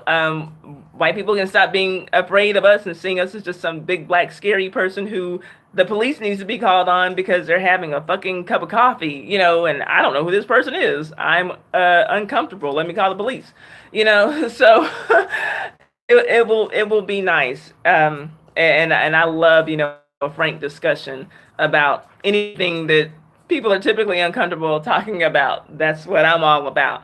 So let's see here. But yeah, I agree, Mrs. LP. If we just give each other a little bit of respect, it would go a long way, and grace would go an even longer way. I agree. Um, yeah, really, bitch. Agreeing with Journey that you can't erase the self-hate. Um, Poetry says, yeah, y'all still going. I didn't realize she had left. Let's see here.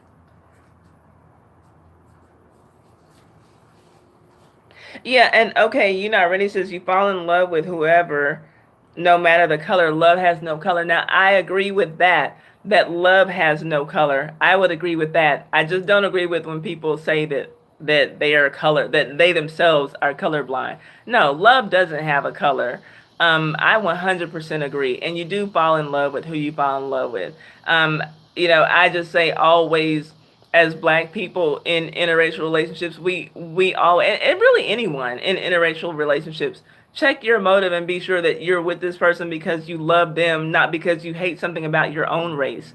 And usually, I talk about that from a point standpoint of black people, being accused of not wanting to be black or not wanting fully looking black children or something like that. But I even had a white guy comment and say that he liked one of Uno's and one of my videos with Uno on interracial relationships, and then he starts going on this tangent about how he hates white people and white women are so boring and all this stuff. And so, like, people like that, I question. If it were a black man, I would feel the same way. Like, you can like another race without putting down your own race, and that's when I start to question the motives behind interracial relationships. Yeah, you love who you love.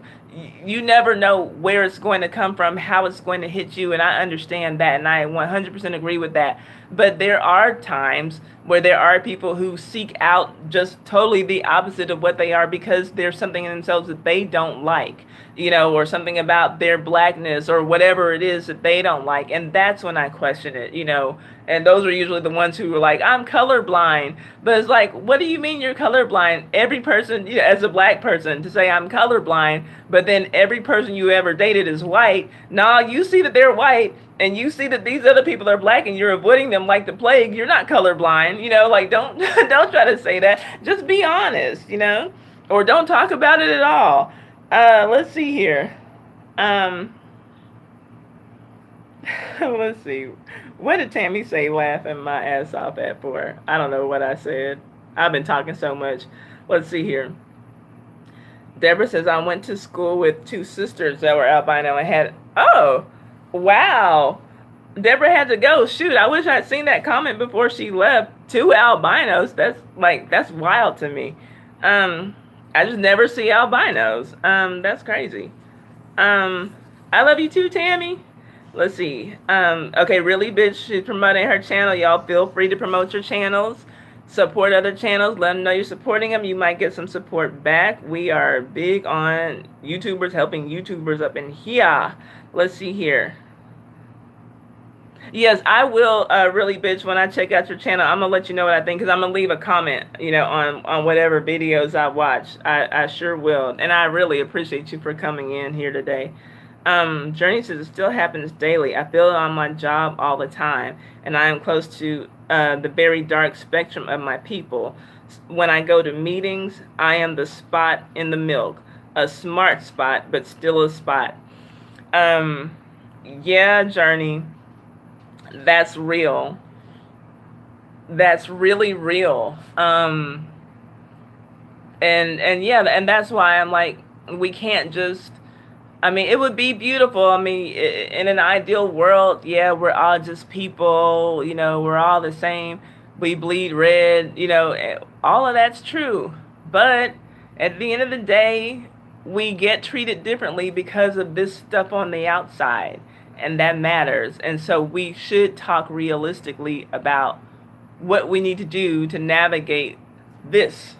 As a white person, who sits in a seat of privilege and who cares about other people, as a white person who's in, interracial relationships with some person of another marginalized group, as a black woman, as a white woman, who, even though is privileged, is not a white man, so doesn't have all the privilege. Let's just talk about it all. Let's talk about what we are and how we really need to move so that we can really get the best out of life instead of just pretending that we all think we're all the same, because we really are all the same. We really do generally want the same things, but because of this stuff on the outside, we probably have to work a little bit differently or a little bit harder to get the things that we want. And I think that there's nothing wrong with being open and honest about that. But I love this conversation that we are engaging in. Let's see here. Yeah, Mrs. LP says, you see color all the time. And I appreciate anyone in an interracial relationship who will say that, because I'm tired, we're not going to, people in interracial relationships, I hate when they talk so idealistically as though, one couple at a time, we're just going to kill colorism, we're going to end racism. Like, no, we're not. No, we're not. We're going to make biracial children that make other people who are darker than these biracial children feel uncomfortable. We're gonna, make people uncomfortable who still have a problem with race mixing. Like, color is different. Hi, Benjamin. Thank you for coming in. I appreciate you coming in anytime you come in. Such a gentleman. But yeah, I appreciate you saying that, Mrs. LP, because you see color all the time. It matters and it makes a difference. And not that you let it rule your life. Now you don't, use your color as a crutch to say you can't do something. We only have 12. Okay. Again, connection issues. Let's see here. Okay, trying to get caught up with the comments.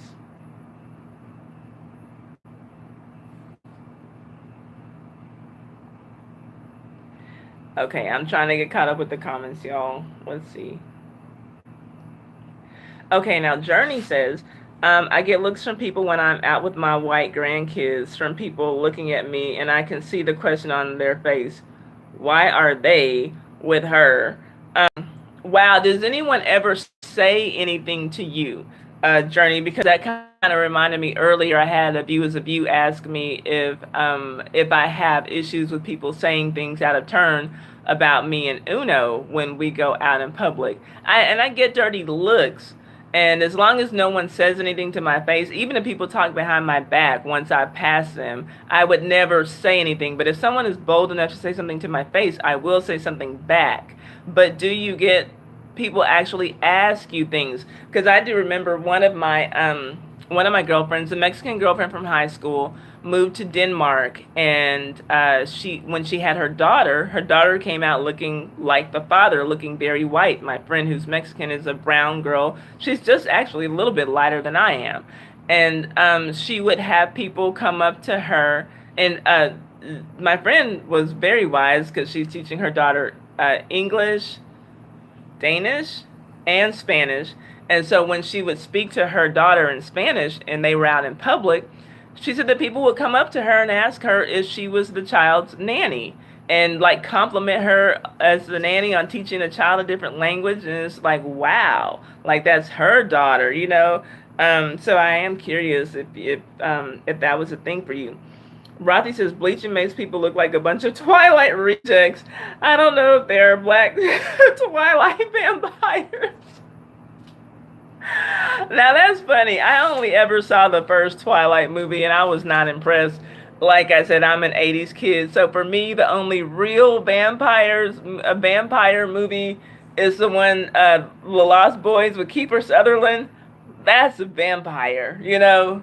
Vampires aren't all sparkly and sentimental and stuff the way that they were on what is that bullshit Twilight. That was lame. Let's see here.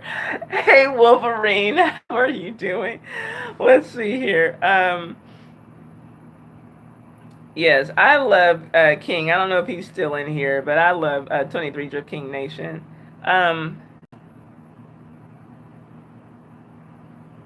Oh, okay. Really, Bitch is saying that the albino girl that she knew was a girl that she went to high school with. Okay. Tammy said thanks. Oh, no problem. No problem. Oh,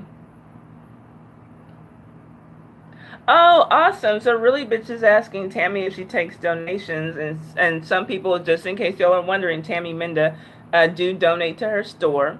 She tells people to donate, just don't trash books. I have a lot of people tell me they just throw books away, which is sad. I think I agree. Yeah.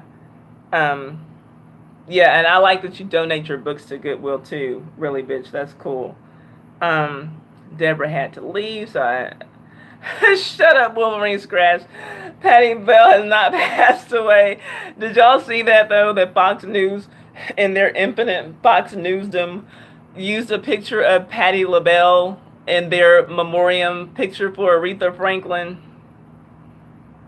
That damn Fox News, I swear. Anyway,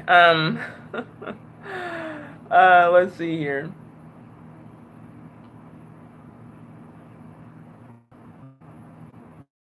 My support. Mrs. LP says everyone sees color. It's how you respond to color that tells the story of humanity. Right on the money, yes, ma'am. I don't know if you're still in here, but yeah, that's it. That's it. Yeah. I don't even need to expound on that. That's the truth. Benjamin hopes you all are having a nice Friday. He's such a gentleman, and I look at his picture with him in the suit, and I just picture that's like how he always is. It's just like in a suit every time he gets on YouTube. Well, hello everybody, how are you all doing? You know, like that's. Oh gosh. Again, if this topic interests you. out 23 Drift King Nation. He says he did a video on footballers who were bullied by racism because they're black. And I know that's a huge thing. Footballers, soccer, real football, not NFL, American football. But yeah, that's a huge thing. So yeah, I'm going to watch that video. I didn't know that he did that. I'm used to seeing his car video. Only once I had a man make a joke saying, "Did your daughter have them? Then they are not your grandkids." Even though he was joking, I felt some kind of way. Yeah, that's a tasteless, tacky joke. So I guess what you're saying is that your daughter's husband had children from a previous relationship. Hey, Spammy, thank you for coming back. So yeah, I guess what you're saying is your daughter's husband had children from a previous relationship, and so is what this guy is getting at in that joke. But that's really tacky. That's a tacky thing to joke about. So I don't like that. I don't like that as a joke. Did your daughter have them? Well, then they're not your grandkids. I mean, he probably said it with a laugh, but that's really not a joke. Where's the punchline? Where's the funny part? Like, I don't like that. I don't blame you for feeling a kind of way about that. I think that I would too. And, even family is not defined by race, what if you adopted white to Josephine Baker and her rainbow tribe of kids was there between her legs and she wasn't their mother? I don't like that. I don't like that. Let's see here. Wolverine Scratch being a smart ass with that Patty LaBelle comment. Let's see. That happened to my best friend. She's married to a white man, and when she is with her kids, people think she's the nanny. Wow. So kids that she bore, biracial kids or kids that he had prior to their really bitch, if you're still in here. Rothy, what are you laughing at? Did I say something crazy? Spammy's back. Oh, laughing at Fox TV. Oh gosh. I mean, I don't know what they're doing over there. I haven't known what they're doing over there for quite some time. And I'm about to end this stream at 2 hours and 30 minutes. We're at 2:27 right now. So let's see. Right. My son-in-law had 2 boys. My daughter had 2 girls. And they had 2 together. Oh my gosh. So they have like a Brady Bunch of sorts. That's crazy. Wow. So the 2 they had together, do they have a girl and a boy, or 2 boys, 2 girls? What do they have together? Wow. Now that's just tacky that someone would joke about that not being your grandson. We're married, like, right, they're married. That's my son-in-law, his children. Like, I don't believe in when you're family. I don't believe in step this and half that or whatever. That's my son, that's my daughter, that's my sister, that's my, mother, whatever. I don't believe in all that. So, yeah, that's my grandson. Yeah, he's white as fuck. Yeah, and I'm clearly a black woman. That's like, ugh. Wow. I have Irish in my family. I never bring up the English. Okay, so what is due with only 2 minutes left? What is the deal there? Because I think that a lot of us here don't understand Irish, Scottish, English. What's the difference? Why is there beef? Like, what the hell? Or is it just like some long-standing stuff, like from? Okay, I lost y'all again. So it's definitely time for me to go up this stream.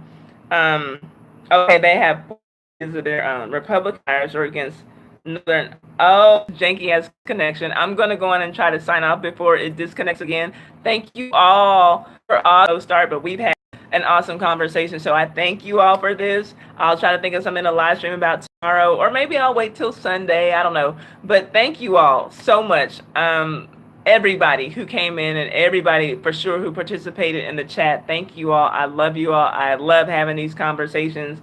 Thank you all. I love you. I appreciate you. I'm going to sign off now, counting down from 10. Thank you, Journey. I really appreciate you sharing so much personal stuff. I mean, we've all shared some really personal things in here today, and I love it. I feel like this As people, we grow. You stay safe too, bestie, and keep your mind safe above all things. And get ready to move on to bigger and better things. You're better than that. Love y'all. I will see y'all on the next video. And count it down. 10, 9. I love you too, bestie. 8, 7, 6, 5, 4, 3, 2, 1. Bye bye, y'all.